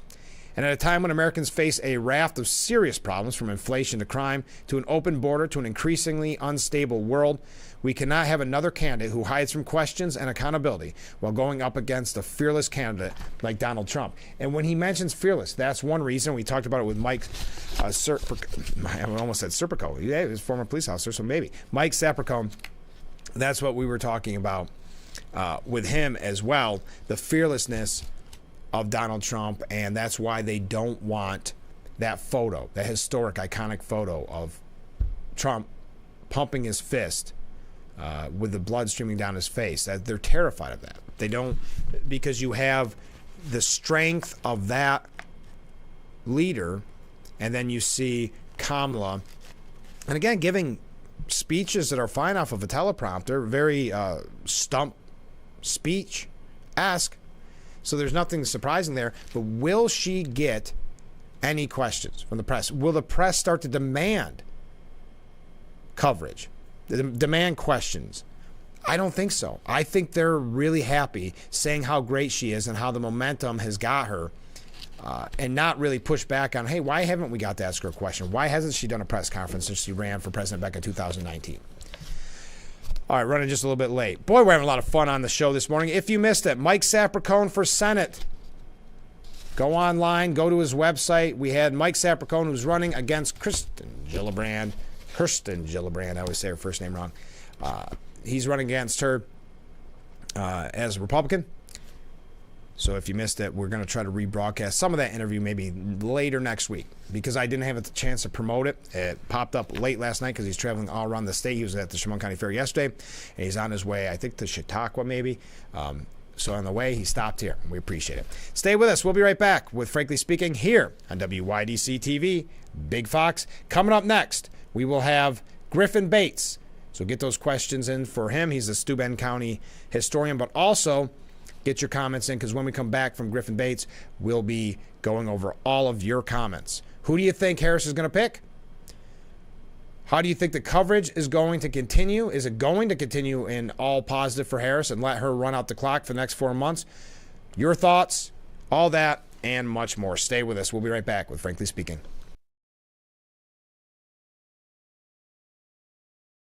I'm Marion Crawford. I've lived here for 70 years, but I do fine right here in my house, and I want to be here as long as I can be. And I feel comfortable knowing that if something happened to me, someone would know because of the cameras that are installed in various spots in my home. That has been a wonderful gift to me to be able to have that security and that support from Full Circle America, and that's what it's all about. Our drivers change lanes very fast, but with no outside mirrors. How come they don't crash? Introducing Angel View, the new wide-angle mirror that reduces blind spots. And now may be your last chance to get one before they're gone. Angel View simply snaps over your car's rear view mirror, giving you a 160-degree view behind you. Look, ordinary rear view mirrors are small and flat, but Angel View has a huge mirror with curved glass. This convex shape allows you to see both blind spots with one glance. Here's what you see with that ordinary rear view mirror, and here's what you see with Angel View. Look, over 800,000 blind spot accidents occur each year. You think you're clear to change lanes, but you're not. And that's why they call it a blind spot. But Angel View's crystal clear mirror gives you perfect panoramic vision without that awful fisheye effect like other little mirrors. And with our Pro Edition special coating, it's anti-glare at night. Angel View installs in seconds to virtually any car or SUV. And the spring-loaded rubber feet automatically adjust to hold on tight.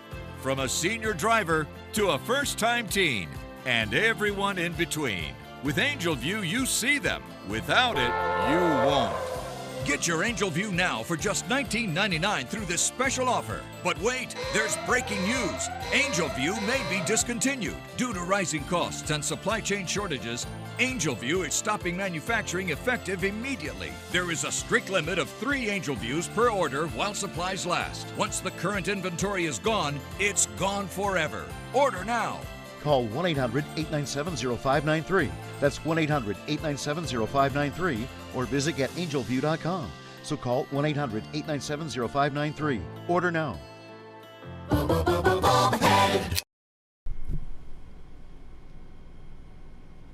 Welcome back to Frankly Speaking here on WYDC TV Big Fox. I'm your host, Frank Acom, and we are broadcasting from the Hesselson studio, and this is a Steuben Senior Services Fund section of the program. That's a mouthful. We've got Griffin Bates, the new Steuben County historian, in the studio today. Good morning, Griffin. Good morning. Thanks so much for being on the show. You are relatively new as a Steuben County historian. I am, yes. I started in January of this year. Okay, and so that means when you started, it's right around the very beginning of the Hall of Fame process, correct? It is, yes. That's correct. So how did it go this year? Very well. We had 4 candidates that were inducted into the Hall of Fame. It was Charles Alsheimer. He was a prolific nature writer and author. We had Helen Brink, who I do know personally, but I will admit I did not taint the pool at all. She is a wonderful lady. She helped with promoting a lot of history in Steuben County. She's responsible for a lot of the stuff that I have in my collection and the Historical Society as well. There's Dr. Walker, who was a very prolific medicinal doctor who practiced a lot of interesting medicines in the 1800s, one of them being fat removal surgery, which you could call liposuction now. Oh, interesting. Yeah. And then we also had Otto Marshall. He was a major general. He was a founding, or at least a pioneer of Wheeler, New York, and he helped create the Steuben County Fair, or the Agricultural Society. So, perfect timing for this then. Kind of coming right up, around the corner. Who nominates the people? I know there's more than just the 4, I'm sure, that end up getting it. Who does the nomination, especially for somebody that's maybe passed quite some time ago? Yeah, that's a good question. I always say, really, anyone is allowed to nominate a person. There is no filtration system or no specific needs for or requirements for a nomination. If you feel that there's someone from history or someone who is still living that you feel deems to be into the Steuben County Hall of Fame, then you are welcome to send nomination forms. My forms are on my website, at the county government website. And we're going to talk about that in a moment. But how would you, I know this is only your first time, so I can't say typically, but how many nominations do you expect when you first start the process? Mainly it's been only 3, or excuse me, it's been that's for the selection process, but for the nominations it could be a range of 10, sometimes 15. We've had sometimes large amounts, so it it does put some work on me and the nomination committee. So you try to narrow it down to 3 or 4 in this case. Yes. 4. Yep. Now, if someone's interested in nominating someone, the best place to go is then the website? Yes, that's where my form is. I am going to update it soon. There are a couple things that just need to be updated, but the form will be on the website there. Now, what goes into, because I'm sure you're part of the committee, what goes into the selection process? You just read up on the history of each individual and at the end vote for it, or? Yes, it's no matter how many nominations we receive, we look at each one, and there's a committee of about 5 from Steuben County who have a vested interest in really promoting the Steuben County Hall of Fame. And then through a couple meetings, we vote on who we think really deserves to be in the Hall of Fame. Once that is done, then we send it to the county government to get it approved. Yeah, the legislature actually votes on this, right? Yes, it does. Yeah. Have you ever had any pushback? Oh, you've only been 1 year. Only 1 year, but in the past, I've heard that there's really never been any pushback. It's always just been very good support from the county legislature. Yeah, because you figure you have the committee who are quote unquote the experts. If you guys like them, all right, that's interesting. Is there a physical location where people can visit the hall? There is at the main Steuben County government building. It's on the 2nd floor. If you come off the stairway, you hang a right and you'll see the hallway where there's all the Hall of Fame nominees. And pictures of them, and does it give a little history or just a... Some do. The interesting thing about the Hall of Fame is that there are some biographies that are shorter, some are longer, so you will get a varied approach to how the Hall of Fame was approached. Mine is more, I'm going to put a lot of information for each inductee. And I will say, as someone, because years ago I nominated Dwayne Eddy, as people know, we've talked to the mayor about it and all that. It's an easy process. So if you're thinking of nominating someone, just put together, and you have the directions. I put together a little packet, send it in, and it's as simple as that. And then you wait, though. Then you have to wait patiently. Yes. Yes. Can people start sending in now, or should they wait? There's an official opening date, right? In the past, precedent has been that in beginning of January, that's when officially it begins. I am not going to be too picky. If you do happen to send it in, I'll just put it in a file for 2025, and it's no big deal. It will be put into the whole pool for next year's committee. Okay, and if anybody's wondering, Acom spelled A-C-O-M as a Mary B as in boy, if they want to nominate. No, I'm just kidding. I'm just kidding. So let me ask, how does someone get interested or make it their goal to become a historian? Like in your case? That's a good question. It all started when I was a child. Both my parents introduced me to museums, which is why I'm wearing a museum nerd shirt. Of course. They really introduced me to history, and my father was a global history teacher at Bath, so it's and I had him as a teacher, so it kind of has been cemented in my body as a love of history. And then in around age 12, I started working in museums at the Curtis Museum, and then now I'm working at, not only do I work here at the historian's office, but I'm also working at the Corning Museum of Glass as a museum guide. Oh, that's great. And I'm also working at the Historical Society, my neighbors, across the hall from my office. Wow. So you're busy. Now, do you find as a historian that even in your free time, a lot of your free time is spent looking at history and going to museums and things like that? Yes. There's rarely a time where I'm either not thinking about history or I'm not looking at history. Yeah. You're just always curious. Yes. That's interesting. So this being the Steuben County historian, you're from Steuben County originally? Yeah, from so was this one of your, I don't want to use the term dream job, but was this something you were always aiming for? Oh, yes. I remember when I was a young kid, when I knew I was going into history, I said, one day I want to become a historian, and well, I guess my dreams have come true. Be careful what you wish for. Yes. Yeah. It has been going smooth so far, though, of course. Yeah. What's your, maybe I shouldn't ask this way, but what's your favorite part of your job on a day-to-day basis? My favorite part of the job is honestly working with the members of the public. Yeah. I can't tell you how many times I've done some research on a family member or genealogy or anything particular to just what they're curious about, and the stuff that I find for them, it brightens their day, and sometimes it even makes, I do say, sometimes it does get them a little emotional to hear about their family. Some of them have never known about who their descendant or ancestors were, and so this is their one chance to peer into their family history. That's a really good point. Are there areas that you specifically like to explore, whether it's in your free time or just when you're at the office daily? There are some things that it's like kind of the staples that I know that my office has done before. Genealogy, that's one thing I always focus on. And some local history. Some particular things and curiosities that I focus on are like patents, inventions from Steuben County. It's surprising what you can find, obviously, on the internet, what you can find with weird inventions, and even like the electric chair being invented in South Corning. Of course. Yeah. Is there a hub for this information? I mean, I guess I don't know. I'm going to show my ignorance here. So if I want to learn more about Steuben County, how do I go about doing that? There are two easy ways. One, you can reach out to me. My office is particularly for people history, as I like to call it. Okay. I focus on genealogy, family files, obituaries, more archival stuff. If you want more of like a museum approach, the Steuben County Historical Society, my neighbors across the hall from me, they have a larger collection of stuff. So if you go to my office, you will also be at the Historical Society's office. Oh, interesting. Do you find that people, and is it encouraged for people to donate historic items? It is, yeah. We always are looking for items. I only just emphasize keep it Steuben County. We do get sometimes archives that are given to us, and it's all given in good faith, but it's something that doesn't fit either of our missions offices. Yeah, and I'm sure sometimes it can be overwhelming. It can be, yes. Things can be big size, little, lots of paperwork, etc. So it's probably a blessing and a curse. You get all this stuff in, and then it's, wow, this just added a lot more to my job, right? Yeah. Oh, that's interesting.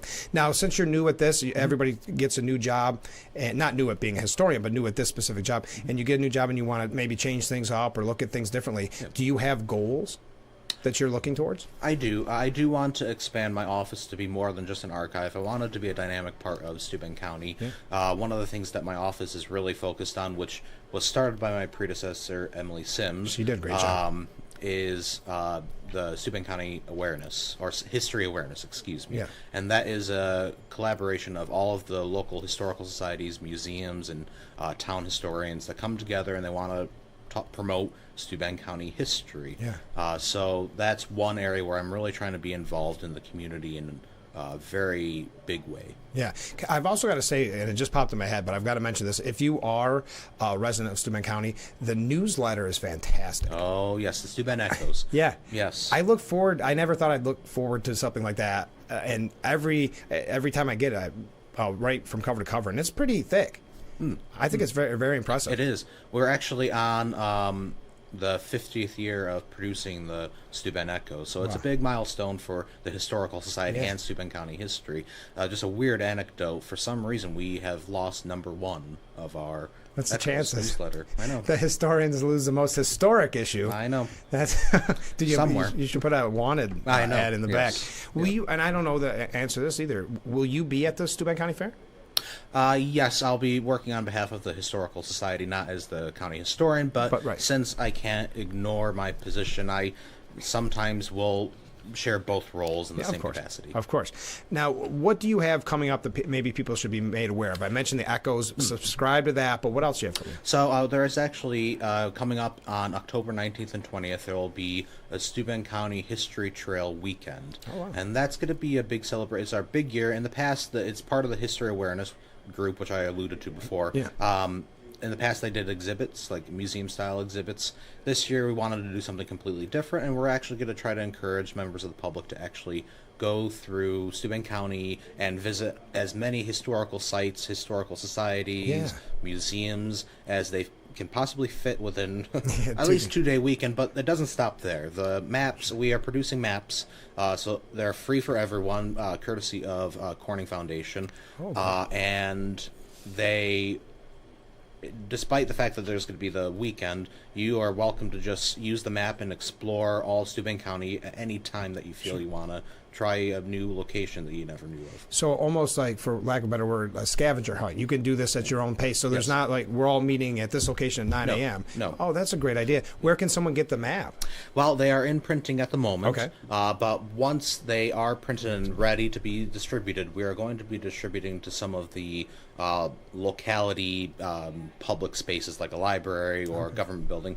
I will be promoting that on my Facebook page, and I'll be sharing. There's actually a Steuben County History Awareness Group Facebook page, a separate page. You can go to that website or to the Facebook page, and that's where we'll be promoting where exactly they can be found and just taken for use. And what I like about that is, like you said, it doesn't just have to be the weekend. No. Grab that map and just have fun and chip away, because I'm sure we'll all be surprised at how many stops will be on the trail. I was even surprised by how many, and there are some that I never knew actually were around, and this is the first time that some of these smaller organizations have had a real chance to actually get some just deserved attention. Of course. Well, Griffin, thanks so much for doing the show this morning, and keep us updated on any future events, and remind us, I know you always do, when it's time for people to nominate for the Hall, and best of luck at your somewhat new job. Thank you. All right. We'll be right back with Frankly Speaking here on WYDC TV. Big Fox, stay with us.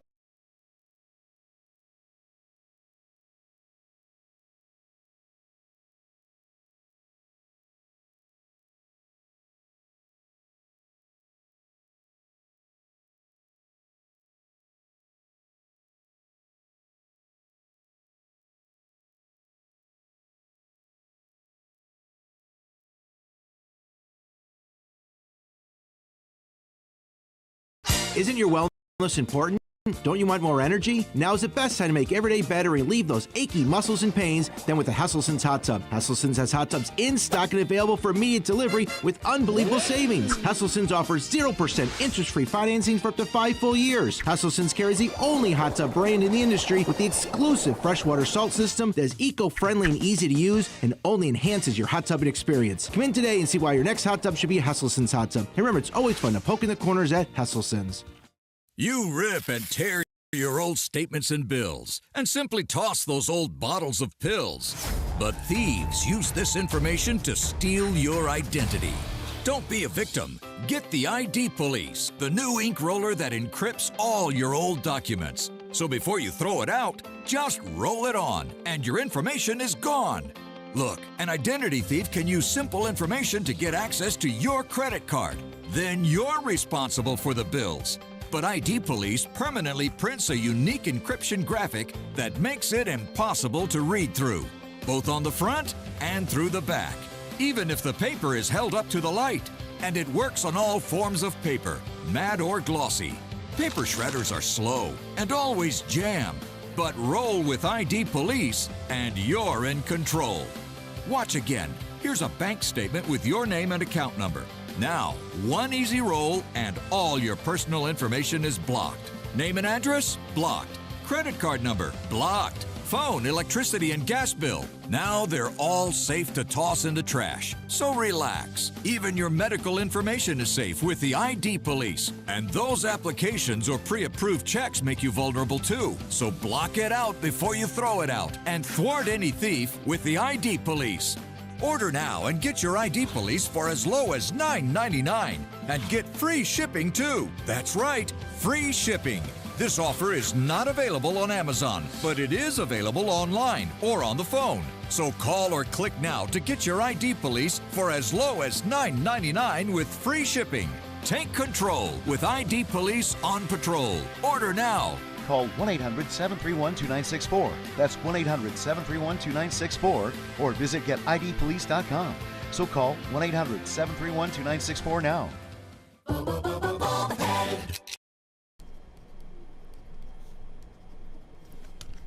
And we are back with Frankly Speaking. We have so many comments coming in. Thank you again to Griffin Bates for being on the program. And again, if you didn't tune in at 6 o'clock, if you set your alarm at 7 to watch Frankly Speaking, you missed a lot. That's why you've got to catch all 2 hours, because Mike Sapricano, running for United States Senate, stopped in the studio and gave us not a 10-minute interview, not a 15-minute interview, a nearly 50-minute interview. And we covered everything, not even just his Senate run against Gillibrand. We covered all the issues of the day. That was a real treat. And maybe you had an opportunity to see him at the Chemung County Fair. We heard so many people talking nicely about the Chemung County Fair. But let's get to the comments. Good morning, Frank. Good morning. Well, it seemed like the election would never get here. And now it seems that time is not on our side with all the tricks that the Democrats have used and will continue to pull out of the hat. Yes, possibly new energy, but same game. I totally agree. That's what concerns me with the time running out. Time is not on our side. They can prop her up for 4 months. 4 months is nothing to them. They're not going to push for interviews. They're not going to push to the tough questions. They love the Kamala mania, as Van Jones has said. So I would say that is our biggest obstacle as of right now. A short 4-month window. And Trump has talked about it, that you campaign against somebody, as in Joe Biden, for so long, and then they switch midstream. And keep in mind, they just gave it to her. She never received a Democrat vote. She didn't have to go through a primary process. She didn't have to do any of that. So, yes, it is a rigged game that is now playing in their favor and will be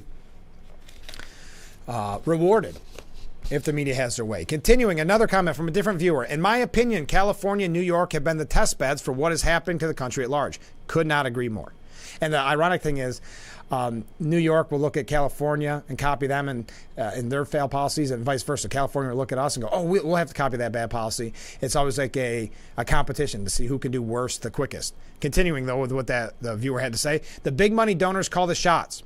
They're doing the same thing over again because it works.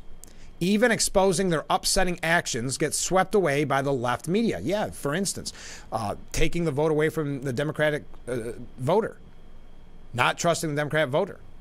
That's a prime example of that. Or what is probably one of the biggest scandals and cover-ups in presidential history, Kamala Harris and others in the White House covering up Joe Biden's mental decline. So I would agree more. I couldn't agree more.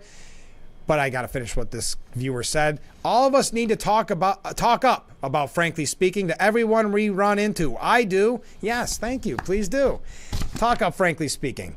It's a good conversation starter. Thank you so much for the nice comment. Frank, what happened in Olympic boxing seems to be the way of the world as far as the leadership of world organizations go. The United Nations, the WHO, and now the IOC tend to lean toward what seems to be the stereotypical Muslim treatment of women. Yes, in Muslim countries. I understand what you mean. They don't seem to respect women as much as the Western world does. Watching that Olympic boxing, and thank you, Ken, thank you for that comment. Watching that boxing was unsettling. Disturbing to watch a biological male beat on a biological female. It was, there's a lot of controversy over it, and that's why the Trump campaign saying this is what Kamala wants. But we'll continue with a different comment. Good morning again, Frank. Good morning again. Kamala is happy to slide in undercover. She knows that she has a majority of the, quote, educated college students by default because of her reproductive stance, the loan forgiveness, and the woke ideology. Yes, a lot of talk about woke, and that's why they have those subcultures, not the right word, those offshoots with these Zoom meetings we've been talking about. White women for Harris, white dudes for Trump. I keep saying that. White dudes for Harris. It's just going to continue, and it's only going to get worse. And again, they just got to run out the clock. That's all there is to it. Another comment. And this must have been in reference to this talking about the history of Steuben County and museums and like that. How about starting a museum of shame?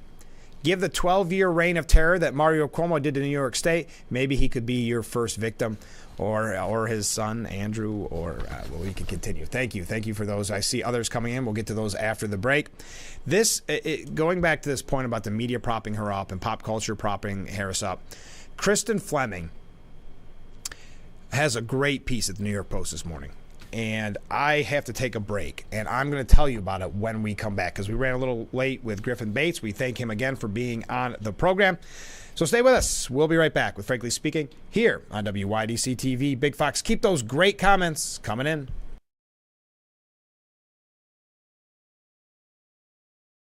Looks like y'all got a lot of stuff here in your water. You're never gonna believe it, but this can filter up to 60 different contaminants from your water.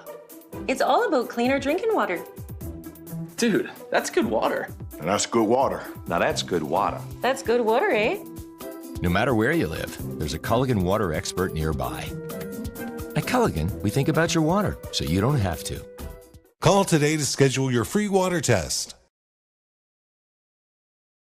What's up? What I'm about to show you is going to change the way you shave your head forever. You can shave your head in 90 seconds or less. With no cuts or nicks. It's 100% waterproof. It even works in the shower. Introducing Remington's Balder Boss. With increased flex and 5 dual-track floating head design, get over 60% more head coverage for a faster, closer shave and skin-close results. No nicks, no scrapes. Fit in the palm of my hand, and the results were amazing. Shave in the shower or with any foam or gel. With Japanese-grade steel blades, plow through the thickest of hair. Anytime, anywhere. There's even a pop-up trimmer to complete your perfect groove. Now, you can try the Remington Balder Boss in your home for 30 days for just $14.99. Complete with a 5-year limited warranty and 100% satisfaction guarantee. You can also get our ear, nose, and brow trimmer free. Just pay separate processing and handling. Give it a try. You won't be disappointed. Order your Balder Boss. And we are back with Frankly Speaking, broadcasting live from the Hasselson studio here on Marcus Street in Corning. A few more comments from viewers. Things are only the way of the world if we allow it. Unfortunately, by the time we change things with our votes, 5 months is a long time for the damage to continue in our country. What can we do in the meantime? Great question. And that's another part of this cover-up and the scandal we're talking about with Joe Biden's mental health. Keep in mind, he is the president of the United States for nearly 6 months. As we see so much destruction going on throughout the world. Remember, under Trump, there was a peace and prosperity. Under Biden, we're look at Israel, look at Ukraine, etc. So I don't know the answer in the meantime. I guess expose them as best as we can for what they're doing. Another comment, different viewer. Every person should be calling Board of Elections, local and state. I am still waiting for answers. Thank you very much. Okay. Krista Fleming says, live from New York, it's Kamala Harris's presidential myth building. Deadline reported yesterday that Maya Rudolph will return to Saturday Night Live this fall to reprise her role as Harris. If history is any indication, Rudolph, who has already portrayed Harris on the show 10 times and even won an Emmy for it, will give us the vice president as a fun, fierce, wine-drinking aunt, ready to disembowel her stuffy opponents with a withering takedown. It is true that both Harris and Trump have much to offer in terms of parody potential. Trump with his bombastic speech, you know all of that. Just imagine what Saturday Night Live could do with her interview with Lester Holt, the one where she pointed out that she, the border czar, had not yet been to the actual border. Quote, and I haven't been to Europe, she responded with that uncomfortable laugh. But I predict only one candidate will be made to look like a buffoon because Saturday Night Live has abandoned its old both sides approach to political skewering. Gone are the days when the left and the right got the equal walloping that they deserve. A precedent that disappeared once Obama came into office, and former show writer Jim Downey noted the president, quote, had no flaw or hook that you could caricature. It's disappointing, but it all falls in line with how Harris's campaign has been treated. Because it turns out that Trump isn't just running against Harris, he is running against liberal media and the cultural institutions that are building a cocoon around the vice president, creating a Kamala character the nation can see in the Oval Office. That's why they're not pushing for the interviews. They like this caricature, this fierce aunt. The media is allowing the Democrat Party to rewrite Harris's history from her far-left policy stances to her role heading up the border. Over the weekend, Politico ran a story about her stance on fracking, which she explicitly said on camera in 2019 that she wants to ban. Quote, Harris's campaign pledges she won't ban fracking after Trump accusation, Politico reported. After coming under fire, they dropped the Trump accusations from the headline, but kept it in the story text. We've been told repeatedly by the media that Harris was not in charge of the border, despite a deluge of stories and clips from 2021 to suggest otherwise. This week's New York Magazine cover proclaims Camelot with a picture of a laughing Harris on top of a coconut, while Gen Z TikTok crowns her brat. As we all know by now, that's a good thing, with memes galore. Esquire dug into her cookbook collection. The Los Angeles Times actually ran a story headlined, Kamala Harris is a cook, and she knows her LA restaurants. Will it help her win? If it does, heaven help us. We get what we deserve. We're all burnt toast. In the absence of real reporting, those frothy features are ridiculous. Every publication from the New York Times to the New Yorker has covered her vibe shift, but not much about her policy shift. Harris is back scrapping ICE. She was a Green New Deal sponsor and ranked the most liberal member of the Senate by Government Track in 2019. Though that's been memory hold. They took that down, mind you. GovTrack changed their mind recently, retracting the label and saying rankings using data from a single year was not sufficient to create a reliable portrait of the activity of the legislator. Funny how it just became a problem now. That's the first time they realized that was an issue. Don't forget, Harris has insisted all along that Biden is spry and healthy. She was a part of this major cover-up. She has not endured the primary process, and the campaign she ran in 2019 revealed her to be an unserious candidate with many flaws and little substance. And the media realizes that and recognizes that, and that's why they don't care about questioning her. She has had 2 political rallies, including one where she essentially acted as an MC for a Megan Thee Stallion's performance. The Dems are running the same campaign they did in 2020 for Biden, from the basement. And with only 3 months to keep up this charade, it's entirely possible she'll be smuggled into the White House. So much for saving democracy. Meanwhile, Trump is saying he wants to renegotiate the terms of their debates, which he agreed upon with Biden, not Harris. But at least he is open to entering hostile territory, as we've talked about with the National Black Association of Journalists. Depending on which social media ecosystem you inhabit, that attendance at that panel was either a smashing success or a Hindenburg-level disaster. But let's not pretend Harris is running. She's maneuvering through this new campaign, one of those anti-gravity treadmills, moving her legs but not feeling the impact of pavement or reality. And Team Trump is allowing it. Instead of exposing this nonsense and focusing on his opponent's true political identity, Trump is getting into the mud on her racial identity. The Trump camp needs to focus on substance and less on personal attacks, or they can add themselves to the list of people they are running against. All right, let's take a short break, wrap things up, get those last-minute comments in on this outstanding Friday morning edition of Frankly Speaking, if I do say so myself. Stay with us. I'm Marion Crawford. I've lived here for 70 years, but I do fine right here in my house, and I want to be here as long as I can be. And I feel comfortable knowing that if something happened to me, someone would know because of the cameras that are installed in various spots in my home. That has been a wonderful gift to me, to be able to have that security and that support from Full Circle America, and that's what it's all about. The world's pizza has been baked in ovens made of stone, but you can't put one of those on the countertop in your home. Introducing Paisano, the authentic pizza oven by Granite Stone. Now make the world's most delicious pizza with real stone right in your own home. You simply set it and let it make golden, crispy, extra cheesy stone-baked pies in under 6 minutes. The secret is the dual-controlled heat zones that quickly heat the real ceramic stone up to 800 degrees so you can stone bake just like the pros. Plus, there's no gas, wood, or charcoal needed. Paisano is electric, plug-in, and portable. You can get your Paisano pizza oven for just 4 easy payments of $39.99. And we're going to drop one payment. You get it all for just 3 easy payments of $39.99. Plus, we'll ship your entire order free. Call 1-800-597-7208 or order online at buypaisano.com. Call now.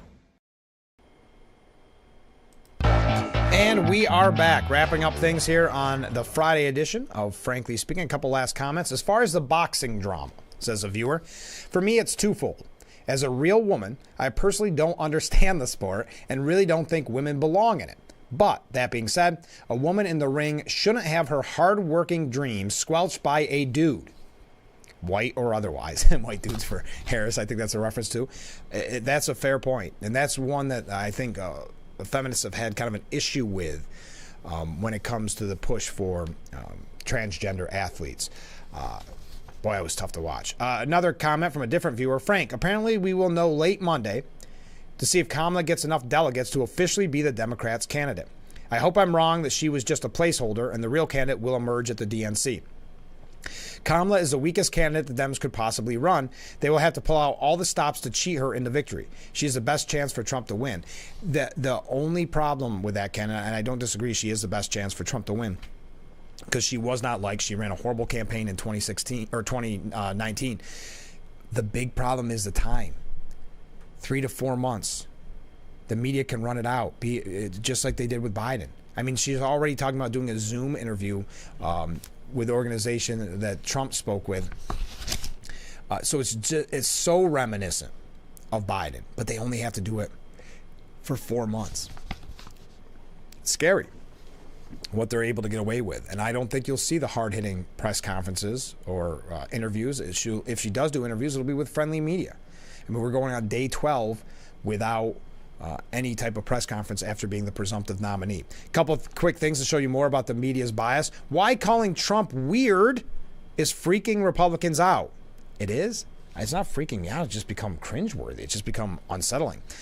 Governor Pritzker was on MSNBC's The Beat, and he says Trump bewildered by Kamala Harris. See, he got a lot of attention because he came up with the weird line, so now he must be looking for other things to say that might be a catchphrase, like bewildered. Okay. Peggy Noonan, the fight of Trump's political life. Kamala Harris has the wind at her back. Her strengths became clear in the past 2 weeks. Really? What's that? Because there's been no substance? And she reads from a teleprompter? Trump wants to stop taxing Social Security benefits. Here's what that could mean for seniors, says CNN. You never guess what what CNN says. Bad for seniors, yeah. Bad for seniors because then there's not more taxes. And everybody wants more taxes, more money coming into the government so they can waste it. That's essentially their argument. Never mind how they destroy the government, destroy the Social Security by stealing from it on such a regular basis. But we are out of time for today's edition of Frankly Speaking. I know it went too quick. Thank you to all of our guests. If you missed it, Mike Sapricone, candidate for the United States Senate, running against Gillibrand, was our guest for almost the first full hour. You can find out more at Mike Sapricone for Senate.com. Thank you to Griffin Bates, Steuben County historian. Now, this was a Friday to remember. Thank you for all the comments. Thank you for all the waves. And we'll be back Monday morning starting at 6 a.m. with Frankly Speaking, only on WYDC TV, Big Fox. We will see you bright and early on Monday. Have a great weekend, and I look forward to it already.